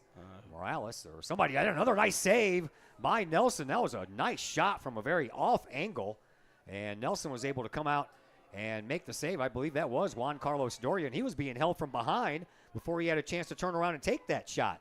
Into the middle it goes, and Reiniger finds Suarez. Back over to Reiniger. Reiniger tries a shot. That's blocked out by the defense, and then it comes all the way out to midfield, and now McNamara will try to settle it down. He does so and sends a pass up this near sideline. What a nice sliding stop there by Dane Compton. He finds Garofalo. Garofalo will send it to Mahat, who sends it back over to Compton. Dane sends it up the sideline, trying to spring Dory over here on this left wing. That ball poked out of bounds by O'Fallon. So Collinsville will have another throw in. Now, I am not the most knowledgeable of soccer outside of the area, and I'm sure that there are some very talented players up in the Chicago area, but I would have to think that somebody somewhere would have to have Dane Compton on their all-state ballot. He has been that big of an impact for the Kahawks for really his entire career. Yeah, pretty much. Especially the last 3 years where he has been a varsity starter.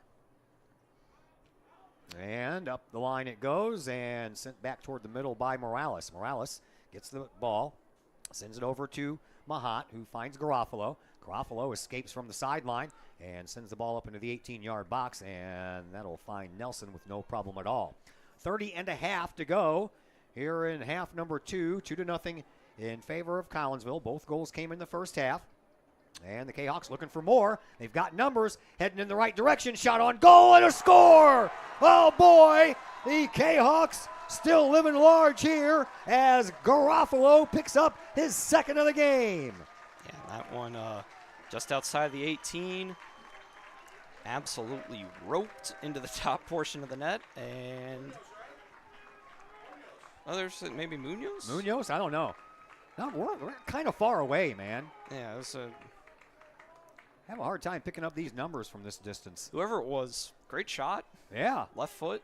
So if Chris Keller says Munoz, I'm going with Munoz. And we'll go ahead and give it to Chris. That's his third goal of the year. We'll go ahead and give it to Munoz. And that'll make it 3-0 Kahawks here with just under 10 minutes into the second half. Man, they didn't even give a guy enough time to write things down, do they? Kahawks third goal of the game, scored by number 13, Chris Munoz. I don't hear anybody disagreeing. 49-42 into the game. And O'Fallon now trails 3-0, and the Panthers looking to try to get some kind of offensive push here, and Collinsville's defense is swarming. We talked about it in the pregame show with Coach Luggie. Collinsville's got one of the toughest defenses around the area. Yeah, just, what was it, 2 goals in the last 7 games? Yeah. And now O'Fallon with an opportunity and a nice sliding tackle there inside the box by Doria. Was that Doria or Morales? Yeah. I can't tell, man. I think that was Morales. I think it might be too, but you know, the numbers on the front are a lot smaller than the ones on the back, and I'm even having a hard time seeing the ones on the back from this distance. We are up here past the track, and there's also a big wide concrete walk path. Then you have the bleachers. Then you have another large walk path that goes all the way in front of the press box here. So it's a lot farther away than Kahok Stadium, that's for sure. Yeah, it's an interesting view, but it's a little difficult to pick up the numbers, especially with our wondrous 20/40 vision, as we have a foul on. I wear prescription glasses for a reason, you know. And well, maybe argue that I need them, but get through okay. Anywho, free kick for Collinsville. The numbers on the fronts of the jerseys are a lot smaller than the ones on the back, so yeah, those are always hard to pick up. And forget about trying to pick up some of the numbers on the fronts of these O'Fallon jerseys, because those jerseys are a little busy. Yeah, small, like navy blue numbers on the gold with the stripes. It's I think there's a logo or something splashed all across that as well. I'm not sure. I'm not sure. At any rate, Collinsville's up 3-0. I guarantee we'll be a lot closer than normal on Friday if we make it that far. There are the Kahawks trying to track the ball down and send it back in the other direction. O'Fallon probably had their best offensive push all night coming down here just a little while ago after that goal, but they couldn't get a shot on goal out of it. Yeah, as well, we've got a substitutions made as. Is that Starko? Should have brought some binoculars. Yeah. Yep, that's Starko. Ty Starko enters the game for the first time tonight. I'll trust Josh's vision over mine. Well, once he turned around and I can see the number on the back, I can figure it out. Yeah. So, Starko checks into the game. Little defensive supplement over there, if you will. Ball comes over this way for Favor. And Favor will come up the right wing, send one into the middle, turn around, but no shot by Cometa. And then it comes all the way out front, and a shot trying to be taken there by Kessman, I believe that was. And he got taken out of the play, and it comes into the box and headed right back out. Nice play there by Collinsville and their defense. Of course, half the time I'm looking through this tinted glass up here, which is, you know, gotten darker as the night has gone on because now you got a black sky in the backdrop as well.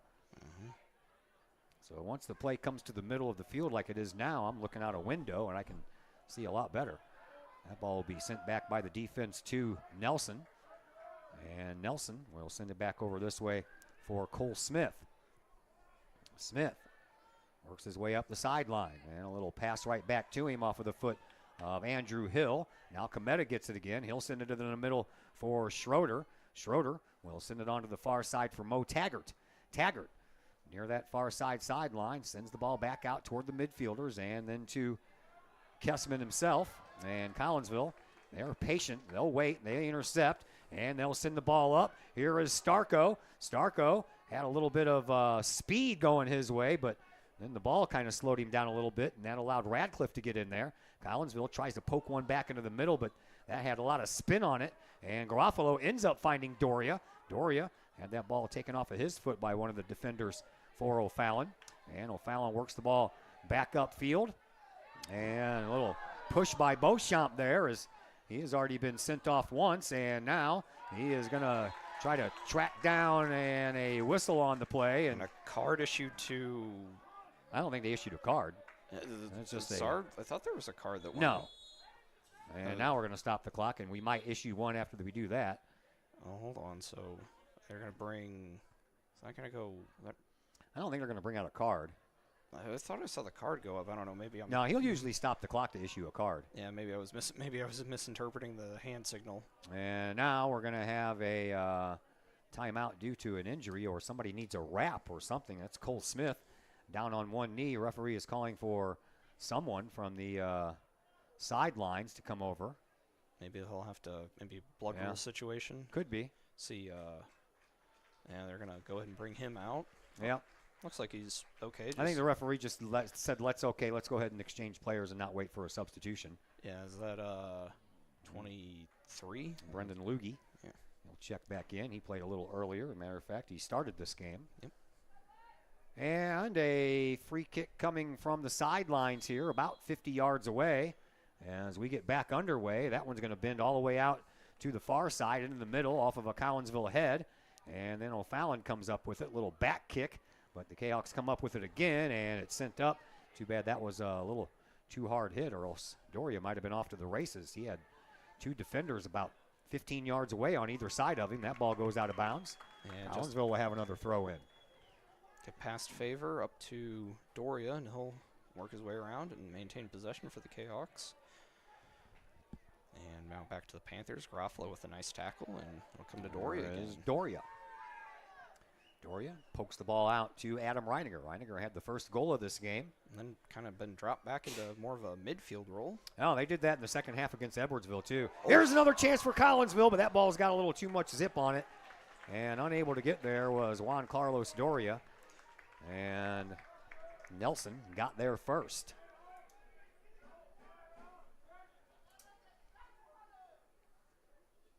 Kahawks leading 3-0. We are under 25 minutes to go here in this second half. O'Fallon with the ball on the offense. Carter comes away with it, though, until it's finally taken care of there by Kessman. Kessman in the middle. He is trying to get around Mahat. Mahat won that battle for a moment, but O'Fallon comes back away with the ball off of the chest of Beauchamp. Beauchamp runs into Garofalo, but he stays with the ball, and a little loose ball that will roll into the box, and Braden Henson will track it down and send us back to work here momentarily.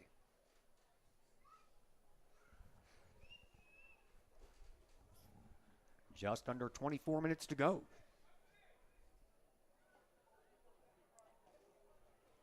Henson into the night sky. Over on the far sideline. Out of bounds. And it'll belong to O'Fallon. Substitutions for the Panthers. See Favor come out. And they'll bring... Looks like we have Ryan Stone in. Over here on this side. And in the midfield circle is Braden Keller. And Collinsville back to work here. Kahawks lead by 3. And they send the ball up. Garofalo and trying to spring Mikey Suarez, but stepping in front of that pass was Braden Keller, who just came into the game. And Collinsville once again off of Suarez. Suarez to Garofalo. Garofalo will just send it on back to the defense, and Morales will take over. Morales pokes the ball up for Mahat. Mahat over to Garofalo, and Garofalo will send it back to the D once again. Speaking of D, Dane Compton. That ball upfield, and Morales is not going to be able to chase that one down before Nelson gets there. And O'Fallon will go back to work. Here is Keller. Keller sends it into the middle, but there were 3 Kahawks there, and Collinsville is the one who comes away with it for a moment, but that ball is still kind of ricocheting off of a couple of players here and a couple of players there. Here is Morales again. He is double teamed, and now the ball ends up going out of bounds. It'll belong to O'Fallon. Throw in coming up just underneath our location as we approach 22 minutes left to play here in this second half. 3-0 in favor of Collinsville. Kessman throws the ball up the line, but it's past all of his teammates. And it will come over here under the corner and off of one of the O'Fallon players. And then a nice job there, Dane Compton blocking off that same player from trying to get that ball before it crosses the end line. And Kahawks have another goal kick restart, but they'll start it with a pass into the box for Compton. And Compton will get the ball back over here on this near sideline. Here is Collinsville working the ball up, and Suarez couldn't stay with it, and he gets tripped up. No call. Referee looked the other way off of the body of Reiniger. Reiniger trying to shove his way back upfield, and then Braden Borm comes in, sticks a leg out. O'Fallon player tripped over it, and stop the clock. Yep, And stop the clock, and they're going to give Borm a yellow card. That's I mean, foul, sure. That worthy of a card? Yeah. He stuck his leg out because he was going for the ball. Yeah, that's. I mean, it's a foul. Yeah. I mean, he made contact. Yeah. I don't know. I'm not going to question it too much. Collinsville are up 3-0. No point in really complaining. Nope. 21-27 left to play here in the second half. Collinsville up 3-0. 2 first half goals, 1 here in the second half.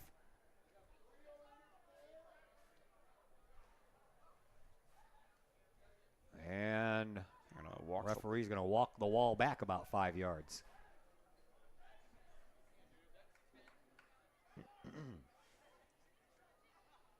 This is going to be from about 30 yards away. And O'Fallon awaits the whistle. There it is.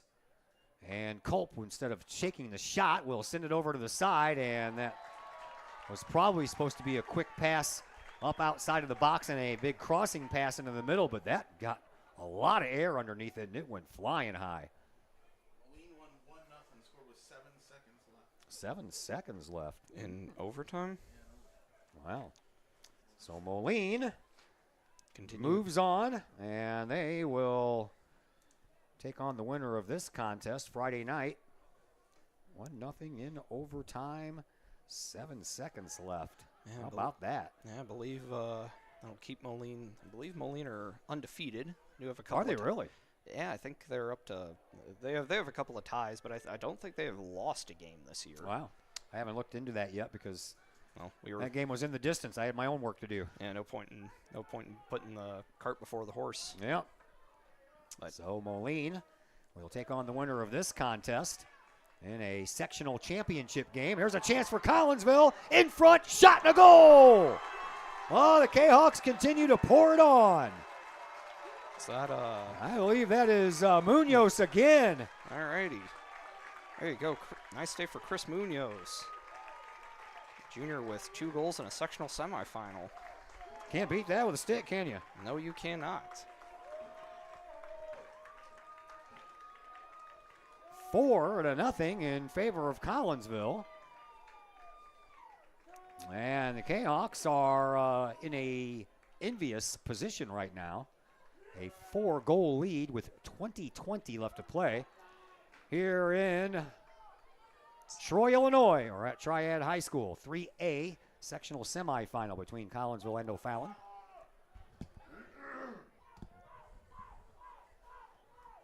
And O'Fallon kind of shaking their heads now. Collinsville Kahawks' 4th goal of the game, scored by number 13, Chris Munoz. No, it started at 6 p.m. there, Miss Diane Miller. Former mayor's wife watching, I'm sure. And her husband's watching as well. Halfway through this second half, Collinsville with a 4-0 lead. Here is Mahat. He'll send the ball up, and sending the ball right back is Mo Taggart. And back out to midfield we go. And here is Garofalo. Garofalo, kind of a little tap up there, trying to spring Morales, but instead, Fallon's Brendan Loogie gets there first and sends it back to Nelson, who quickly sends it back out to midfield. And at midfield is where we stay right now. Fallon punches it down into the offensive zone. Dane Compton, he gets there first, sends it over to TJ Carter. Carter sends it over to Suarez. Suarez gets kind of taken off the ball, but they're going to say that was off an O'Fallon player and out of bounds, and we'll have the throw in from the space in between the benches just about until Carter takes a couple of steps forward and throws it in front of his coaching staff, but that's off of its intended target and out of bounds, so the ball will belong to O'Fallon. Under 19 minutes to play here in this second half. Nelson sends it over to this side to Jacob Ryan. And Collinsville intercepts. Another chance for Doria. Doria shot. Oh, what a save there with a leg by Nelson. That one's going to go across the inline. Collinsville is going to have a corner kick. Only their second kick from the corner here in this game. First one was early in the first half, and now this one. Yeah, nice job there by... that first one, by the way, led to the first goal. Mm-hmm. Corner kick coming from the far side corner. It's low, stays out front, and Reiniger trying to do his little bicycle kick thing, and that was almost successful. And then Collinsville sends it out. Starko almost sent the ball back over to the net. And now Mahat off of a body, shot, and a save by Nelson. Here's Doria. Oh, too high. Man. Collinsville is pouring on some shots on goal. By my calculation, we're out shooting O'Fallon 12-1 here. Man, that was plenty of space there for Doria. Just him and Nelson. Nelson not even in a great position, and he sailed it a little bit. I think he kicked it off the top of his shoe. Yeah. Looking to pick up his ninth, and I think the eyes got a little too big there for Juan Carlos. I bet. He'll have more opportunities, I'm sure. Well, O'Fallon, they don't know exactly what hit them right now because they're down 4-0. Collinsville still playing the attack game. There's a push down from behind, so the Kahawks are going to have another free kick here, and the push down came from Matt Kessman, and Collinsville is going to get a shot here from about 40 yards away, but instead they'll just pass it over to Garofalo, and Garofalo will send it back to Morales. Morales will send it into the 18-yard box, and that is off of the head of one of the O'Fallon players, getting ready to head over that in line, but never quite made it there, and a nice job there by the O'Fallon player to make sure that ball didn't go over the line for a corner kick. Yeah, I think that was Taggart. He's made a couple of nice plays for Fallon there in the back line, as I think they'll make a substitution, will the Panthers. Doria is going to head to the bench himself. Garofalo with the throw in from the far side. And Sammy with a high one right in the middle of the box. Banks off a couple of O'Fallon players. That's across the inline. And Collinsville will pick up their third corner kick of the night. Yeah, just really with that first goal from Munoz, just kind of the momentum switching over. Now since that second one, it's pretty much been all Collinsville here for the 4 minutes or so we've had since that goal. That one a bit wide off of the head. Yeah, that one didn't make it toward the goal at all. That came all the way out front into the front of the box. Yeah, off the head of Keller there. Collinsville, though, has a throw-in over on the far side. Ball comes loose, finds Reiniger. Reiniger will send a shot on goal, and that one just rolls off of Nelson and off the post. Well, we mentioned in the pregame during the interview with Coach Loogie that sometimes the goalpost is the goalkeeper's best friend, and kind of was there for Nelson. Unfortunately, unable to grab it, so unfortunate for him. It'll be a corner kick for Collinsville. This time it'll come over here from this near side. And it's just a little pass into the front of the box, and trying to track it back down is Mahat. And Mahat having a little trouble there trying to get out of the way. of Kessman. Kessman. And Kessman is going to get the call to go his way. And it'll be a free kick here for O'Fallon. Over to Mo. Hey, Mo. Breaking out my little Three Stooges there. Yeah, I was like, that's before, it's past my. Hey, man, that was way before my time, too, but I grew up watching reruns. I'm not that old. I'm old, but I'm not that old. My best friend of 47 plus years, I think it's 47 now, knows every word to every episode. He is the worst person in the world to watch an episode of the Three Stooges with because he recites everything as it goes on. Mm-hmm. It was still fun. Of course. Yeah. There's a Collinsville player that gets a foul on. That's. I don't know how you commit a foul laying on the ground, but I don't know. Maybe he got his hand on the ball. Could be. I don't know.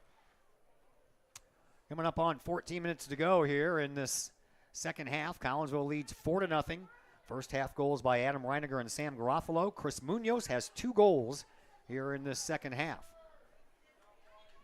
Kettler and I were talking about him during that regional championship game against Edwardsville on Saturday afternoon, and he had a whale of a game in that one too, but he had no points to show for it, but he still plays a really good game. I like watching him play. Yeah, and we'll have him back next year. Yeah. Just a junior this year, and with a lot of the mainstay guys graduating for Collinsville, it'll be Coach Lugie and staff will look to him to probably be one of the main goal scorers for the 2024 Kahok boys soccer team.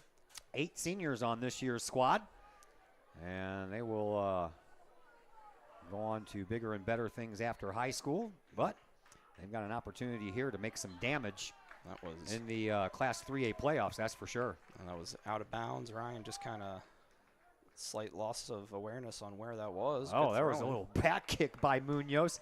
He used the bottom of his shoe there, and that would have been funny if that would have went in. He would have had a hat trick, and that would have been a highlight reel third goal if he would have got that one over the head of Mr. Ethan Nelson.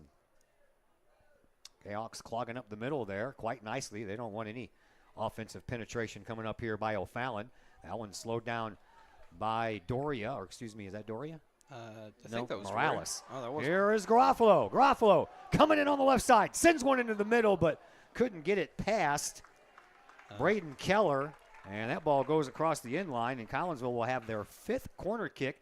They only had 1 in the first half, so the last 4 have come pretty much in the last, 10 minutes of this game? Yeah, pretty much. I don't even, maybe even all since that second Munoz goal. So, yeah, past 10 minutes or so. Here is Mahat with the kick. It's bending toward the goal and knocked out of there by the hands of Nelson. And you can count that as a shot on goal, too, because it was definitely bending that direction.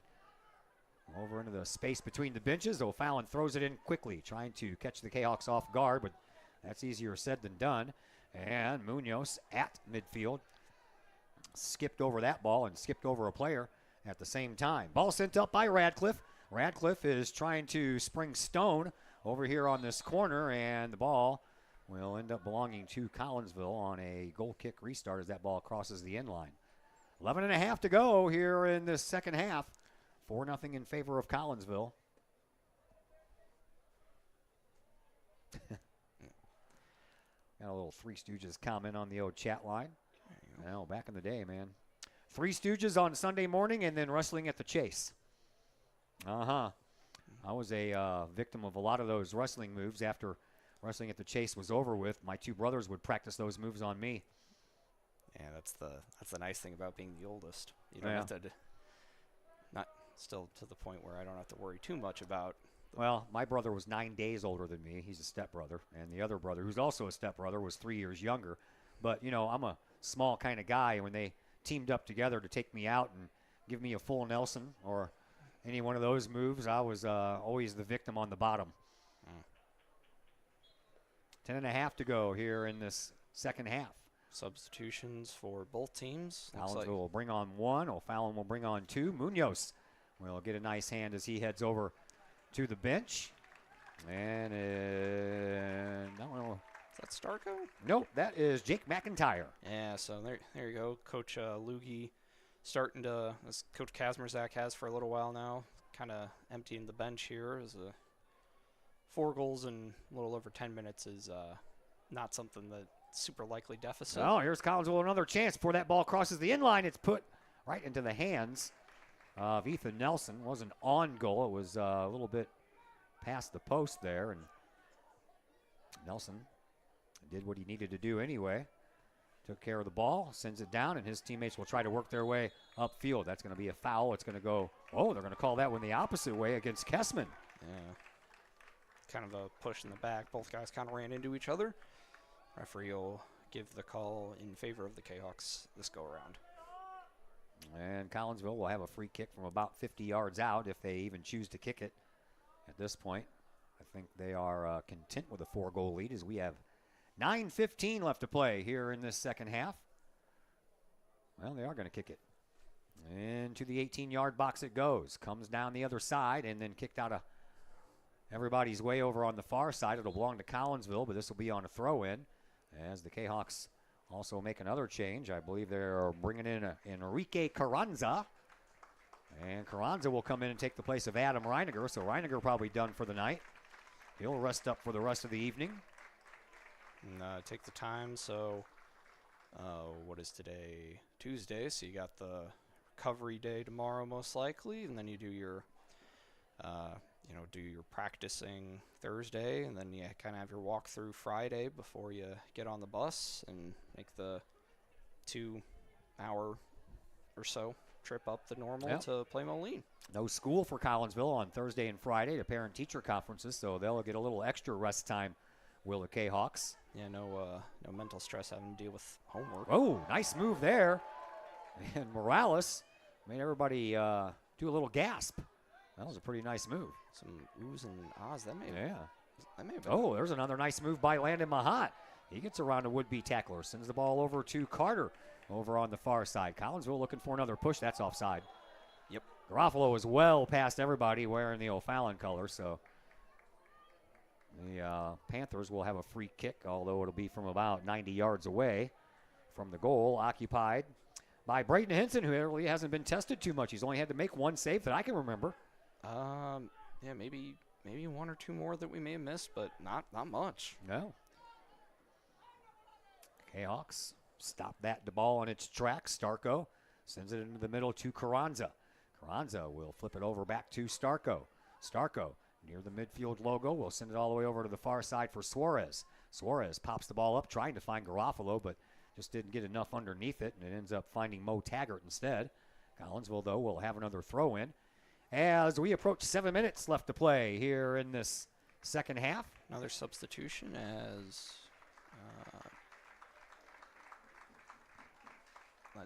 Juan Gutierrez, maybe? Not sure. Can't see a number from this angle. Garofalo came back in? No. Oh, well, yeah, Sam out. We were trying to figure out. Yeah, we were trying to figure out who came in.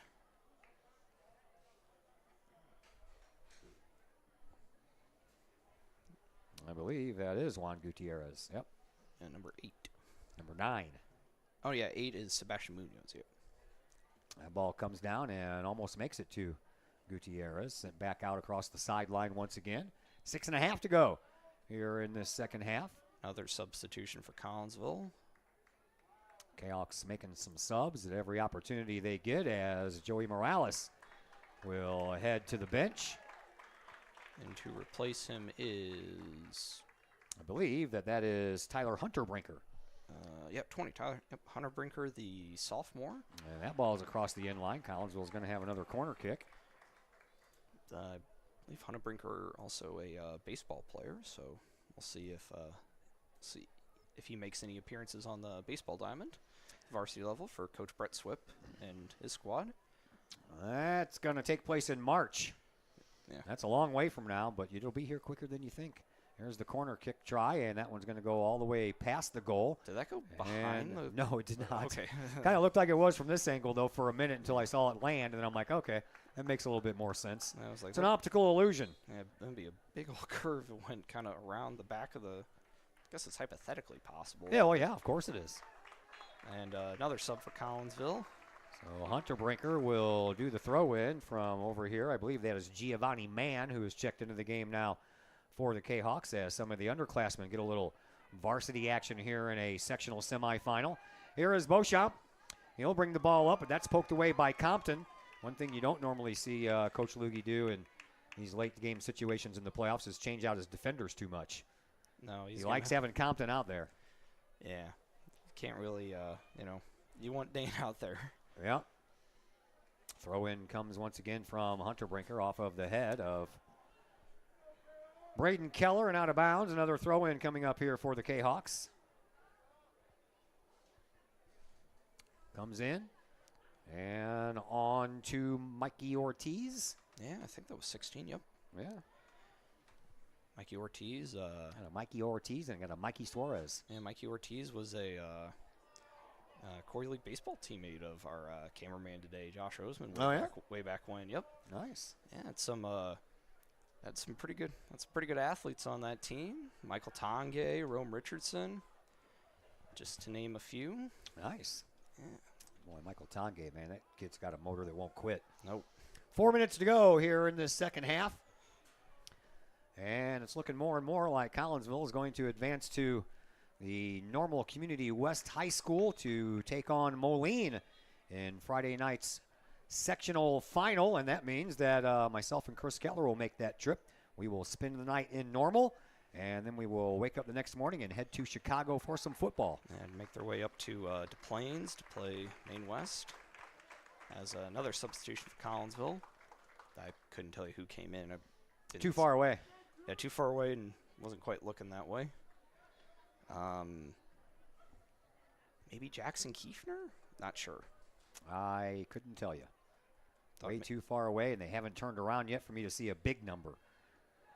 Up to midfield we go, and the Kahawks work the ball up and still trying to penetrate that offensive zone. Ball sent over onto the foot of Mann, and Mann will send the ball all the way over to the far sideline, and then it'll come back over here for Starko. Starko will send the ball into the night sky, and in between the benches, I believe Compton went out. Did they finally take Dane out? Maybe. Yeah. Stop there. Yeah, because Starko is playing in the middle where Dane usually plays, unless that's him standing over there by the 30-yard line. Oh, that's still the rule with, because last 5 minutes you have to stop the clock for substitutions. So, yeah, that's a rule that got put into basically a stalling situation. Yeah, they did that a couple of years ago. Yep. They're going to bring Dane back in? I don't know. As I believe T.J. Carter went to the bench for the first time. Yeah, it's a little hard to tell. We'll just kind of get there as we get there. Ball comes in and sent right back out. That one even jumped over the fence and heads over to that little storage shack over there. Mm-hmm. Behind that's kind of the practice soccer field. Yep. So the football team practicing over on the field to the far right of your screen. That one sent out of harm's way right in front of the 18-yard box. Here is Beauchamp trying to split a double team. He does so, and a chance there. Oh, that moment went by quickly off of the foot of Andrew Hill. And now over here on this near side trying to chase it down is the Ryan Stone Express. He'll send it back out front, but there's a Kahawk getting in the way there. That is Gutierrez, and out front we'll go. And Collinsville looking for a push-up field, just if anything, to get it out of O'Fallon's offensive zone. They'll send it out to Starko. Starko will send it to midfield off of the head of the Kahawk player, and that is Rodrigo Hernandez Mendoza. And then over here to this near side sideline. Tracked down first there by Lucas Favor off of the head of Carranza. And then it finds the foot once again of Kessman. He'll send it up for an offensive opportunity, but that disappears real quick. O'Fallon, though, stays with it, and they'll bring it upfield. And over on the far side, Suarez sends the ball up on the sideline and then sent back out to midfield. Comes down, finds the foot there of Giovanni Mann. Mann sends the ball all the way up the sideline. Collinsville has a guy over there on that sideline, waits for some teammates to show up to help out. And one of those teammates just kind of got his foot stuck in the grass, it seemed like, and kind of just overran the ball as that ball comes back down. 90 seconds left to play here in this game. Collinsville leading 4-0 and looking for win number 8 in a row, and 7 of the last 8 would be clean sheets if they can hold on for just another minute 15 seconds. Popped up in the air, over by the referee, headed back in the other direction, and then down on the ground it goes. Comes loose. Collinsville, they come up with the ball. They'll slowly work their way upfield. Here is Mendoza. Mendoza gets taken off the ball, and it finds another foot belonging to the Kahawks. I believe that was Gutierrez. And then over on the far side, a whistle will stop the action, and Collinsville will have themselves a free kick. Another substitution, I think. As 40 seconds to go here in this one. See Starko back there. All the Kahawk fans here on their feet. Carranza sends the ball into the sky, and another. I think that one went wide. I think wide, it did. Wide right. Yeah. Past the uprights of the football goalposts. As we are down to the final 20 seconds, Nelson will send the ball out to Mo Taggart. Taggart will send the ball up to midfield. Collinsville intercepts from there, and here is Carranza once again. I was going to say, just turn it around and give it to your defense. Let them waste a little time. Here are the Kahawks bringing the ball upfield, and that is pretty much going to do it. Collinsville wins this one here tonight by a final score of 4-0. The Kahawks will advance to the normal Community West sectional final. Well, they will take on Moline Friday afternoon at 4:30. That is how you take care of that. And now we make a transition into the post-game show, brought to you by Chiropractic Works in Collinsville, owned and operated by Dr. Chris McCluskey. He and his crew are focused on helping as many people as possible live high-quality lives all through chiropractic care and wellness. Visit Dr. McCluskey at Chiropractic Works in Collinsville, 410 Regency Center, just off of the Beltline Road in Collinsville. Give them a call at 618-343-3602 or online at chiropracticworkscollinsville.com. Kahawks win tonight, 4-0. Post-game show comes your way next on the Kahawk Sports Network. The Ortho Gold TRT tissue regeneration machine is revolutionary new technology. It's known as a shockwave machine. In the hospital setting, it's lithotripsy. The machine looks sort of like an ultrasound head, but it's much different technology. It drives sound waves into tissue at 3,500 miles an hour. It's a 3 to 5 minute non-invasive treatment. This is revolutionary technology. It's great for acute, which means, injured tissue. New injuries per se, also chronic conditions. We have many people who have canceled knee replacements and shoulder replacements and treated lots of plantar fasciitis, foot, ankle problems. Overall, the OrthoGold TRT soft wave machine is revolutionary technology. We've been very excited to bring it to our practice, and we've already helped a tremendous amount of people with it, and we're looking forward to helping a lot more.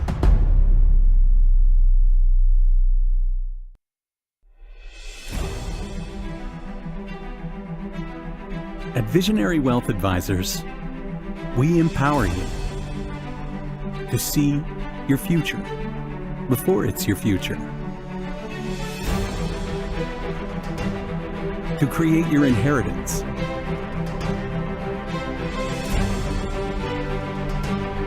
to build your vision, to anticipate the known and unknown, and to find potential in both, and build new dawns. Visionary Wealth Advisors. Visit Brad Keene at his Collinsville office at 106 North Clinton or call 618-467-8420. Do you have a big land improvement project that requires some outside help? Call Petroff Trucking Company. The Petroff Companies have been shaping the metro area since 1975. Family-owned and operated, Petroff Trucking Company can do the job and do it right. Hauling, excavating, and grading, they do that and more. Petroff Companies also has roll-off dumpster rentals. They also specialize in dirt and rock sales. Petroff Trucking Company can help you develop your land for your needs. Petroff Trucking Company. Check out their website, petrofftrucking.com, or give them a call, 618-797-6100. Petroff Trucking Company, shaping the metro area since 1975. The Junior Service Club of Collinsville has been a proud supporter of KahokSports.com and the Kahok Sports Network from day one. Since 1934, the Junior Service Club of Collinsville has been providing women in the community an opportunity to make a difference with fundraisers and projects, all that go towards helping the needy in Collinsville.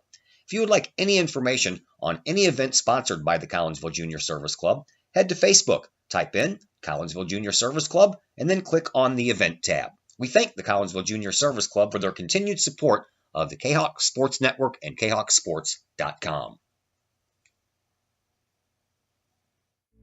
Hi, Purple and White fans. This is Dan Mode, class of 1989. I'm with New American Funding. Myself and New American Funding are proud sponsors of Kahok Athletics.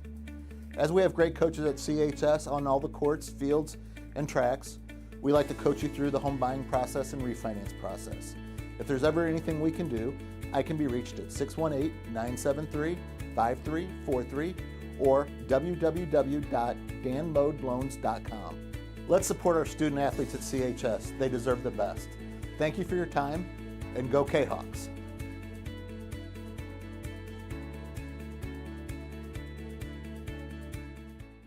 Plumbing or electrical problems? Is your AC or heater on the fritz? There are dozens of companies out there, but do you really know who you're letting in your home? Trust Tiger. Our technicians are clean-cut, drug-free, and background checked. What other company can make this bold statement? Our 24-hour emergency service will ensure your plumbing, heating, AC, and electric are up and running no matter what time of day it is. Schedule your appointment today. Tiger Plumbing, Heating, Air Conditioning, and Electrical Services. We earn our stripes every day. Collinsville High School alumni Stacy Lauenstein, CHS class of 91, Lisa Bassetto, Sarah Sulke, and Tracy Limp, CHS class of 94, Tony Geisen, CHS class of 96, and Kevin Robinson, CHS class of 99, want to wish all of our Kahawks a great year. We look forward to cheering you on and supporting you. Work hard on the court and the field, as well as in the classroom. Remember, once a Kahawk, always a Kahawk. Hashtag Kahawk Family. Your home is where you feel happy, safe, and secure. So if you see signs of foundation problems like cracks or uneven floors, worrying is natural, and getting it fixed is crucial. Woods Basement Systems understands. We've been solving foundation worries since 1986. Woods experts have the training and equipment to make permanent repairs. So stop worrying, because with Woods, it's fixed forever. Foundation problems don't get better with time, they get better with Woods, the all things basement-y experts. Call or go to woodsbasementsystems.com today. My name is Rayshawn Taylor, collegiate basketball player at SIUE. At the end of January, I had an ACL injury.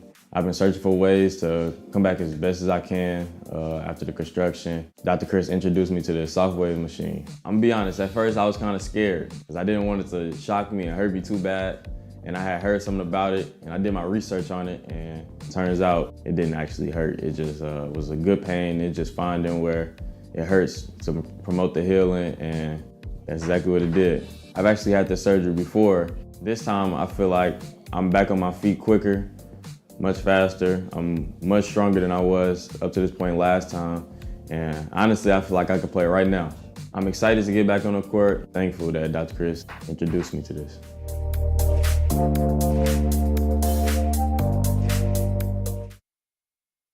And we welcome you back into the Chiropractic Works post-game show here on the Kahawk Sports Network. Collinsville wins this one here tonight 4-0, and we'll travel to Normal, Illinois Friday night for a little sectional final action against Moline, as Moline won in overtime 1-0. They scored that goal with 7 seconds left in overtime to pull out the win, and Moline now 16-0-3 on the year. Sydney Carroll, one of the assistant coaches, joins us now up here in the booth. Coach, congratulations on the big win. Your thoughts? Thank you, sir. The boys did exactly what we asked them to do. We told them, we're like, this is obviously a team we know very well. We didn't make a ton of changes, but we're like, you guys have to come out and give it your all from first whistle to last whistle, and that's exactly what they did. Yeah, Adam Reiniger didn't waste much time, man. About 5.5 minutes into this game, he get that corner kick, and the ball comes right out to him, and he knew exactly what to do with it like he does. Yeah, we stress to the boys all the time, like, good teams win games on set pieces, and that's something our program has struggled with the last couple years. So we found a couple set piece goals in the last few games, which is good. We need to keep that going forward. So 8th win in a row. 7 of those wins have come via the clean sheet. That's very impressive. That's, yeah, again, another thing we tell the boys. Like, in order to make a deep run in postseason, you need a couple things. One, a little bit of luck going your way, healthy bodies, and shutouts. Those 3 things will get you far. So yeah, we talked about luck during the post-game interview with Coach Lugie about Right. that post-Edwardsville hit the other night in that late in the second half of Right. that game. So there was your luck there. But this seemed like all work, and you guys just controlled every aspect of this game from start to finish. yeah, again, this is a game that these boys came in fired up and ready to play. There's been some history this season with the 2 teams, and the boys came out to prove that they deserve to move on to the next round. So Chris Munoz, the junior, gets 2 in the second half. How about that? we love Chris. We give Chris a lot of crap just because he's goofy, he's silly. So to see him get rewarded by working hard and getting 2 goals, huge goals for us in the second half, just is awesome for him. Thank you for the visit, my No dear. problem. We will see you in Normal Friday night. Sounds good, sir. All right, thank you. That is Sydney Carroll, one of the assistant coaches here. We'll take a break on the Chiropractic Works post-game show. Come back and wrap things up in a moment here on the Kahok Sports Network. The Ortho Gold TRT tissue regeneration machine is revolutionary new technology. It's known as a shockwave machine. In the hospital setting, it's lithotripsy. The machine looks sort of like an ultrasound head, but it's much different technology. It drives sound waves into tissue at 3,500 miles an hour. It's a 3 to 5 minute non-invasive treatment. This is revolutionary technology. It's great for acute, which means, injured tissue. New injuries per se, also chronic conditions. We have many people who have canceled knee replacements and shoulder replacements and treated lots of plantar fasciitis, foot, ankle problems. Overall, the OrthoGold TRT soft wave machine is revolutionary technology. We've been very excited to bring it to our practice, and we've already helped a tremendous amount of people with it, and we're looking forward to helping a lot more.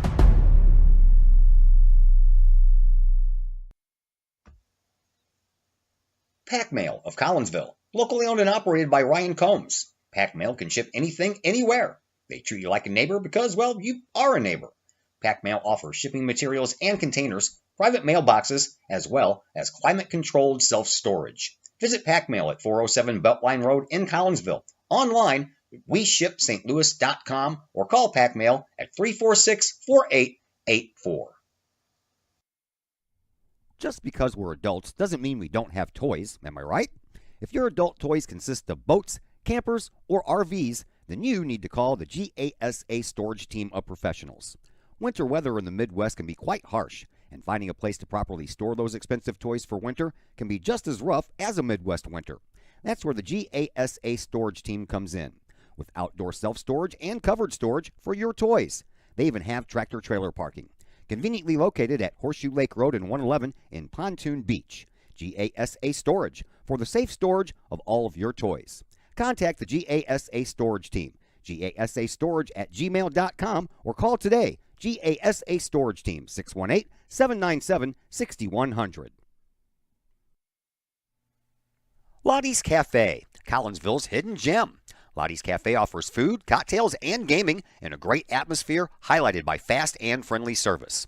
Lottie's Cafe also offers a unique menu that features soups and salads, sandwiches and paninis, pizza and flatbreads, appetizers and desserts, as well as breakfast. That's right, we said breakfast. Unique breakfast items such as a breakfast stromboli, a breakfast BLT, and breakfast burritos. Lottie's also offers creative cocktails, a wine bar, the coldest beer around, and a video gaming area for those 21 and older. And don't forget the Lottie's Cafe gift certificates. Lottie's Cafe, Collinsville's hidden gem. Check them out online at lottiescafe.com, on Facebook, or in person in the Strip next to the Walmart Neighborhood Market. Or call Lottie's Cafe at 618-223-8256. Lottie's Cafe, Collinsville's hidden gem. My name is Rayshawn Taylor, collegiate basketball player at SIUE. At the end of January, I had an ACL injury. I've been searching for ways to come back as best as I can after the construction. Dr. Chris introduced me to the soft wave machine. I'm gonna be honest, at first I was kind of scared because I didn't want it to shock me and hurt me too bad. And I had heard something about it and I did my research on it, and it turns out it didn't actually hurt. It just was a good pain. It's just finding where it hurts to promote the healing, and that's exactly what it did. I've actually had this surgery before. This time I feel like I'm back on my feet quicker. much faster. I'm much stronger than I was up to this point last time. And honestly, I feel like I could play right now. I'm excited to get back on the court. Thankful that Dr. Chris introduced me to this.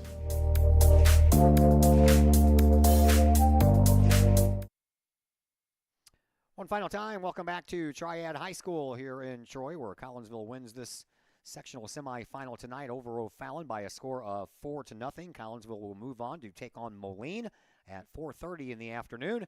At Normal Community West High School, myself and Chris Kettler will make that trip. We will spend the night somewhere around the Normal area and then get up the next day and travel to Chicago to bring you a football game. Well, it's the Chicago area.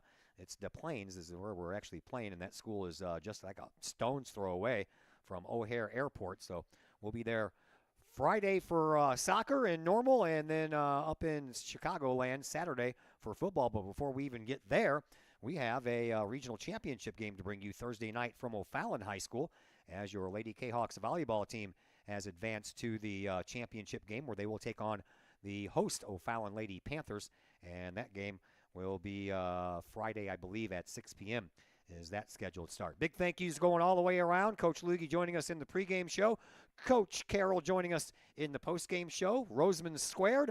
Zach on the microphone, and Josh on the camera. So big thank yous to everyone involved. We have the day off tomorrow. We're going to rest up a little bit. Then we have action coming your way Thursday, Friday, and Saturday. Should be a fun rest of the week. My name is Todd Duke, and until Thursday evening, everybody, have yourselves a fantastic rest of your night.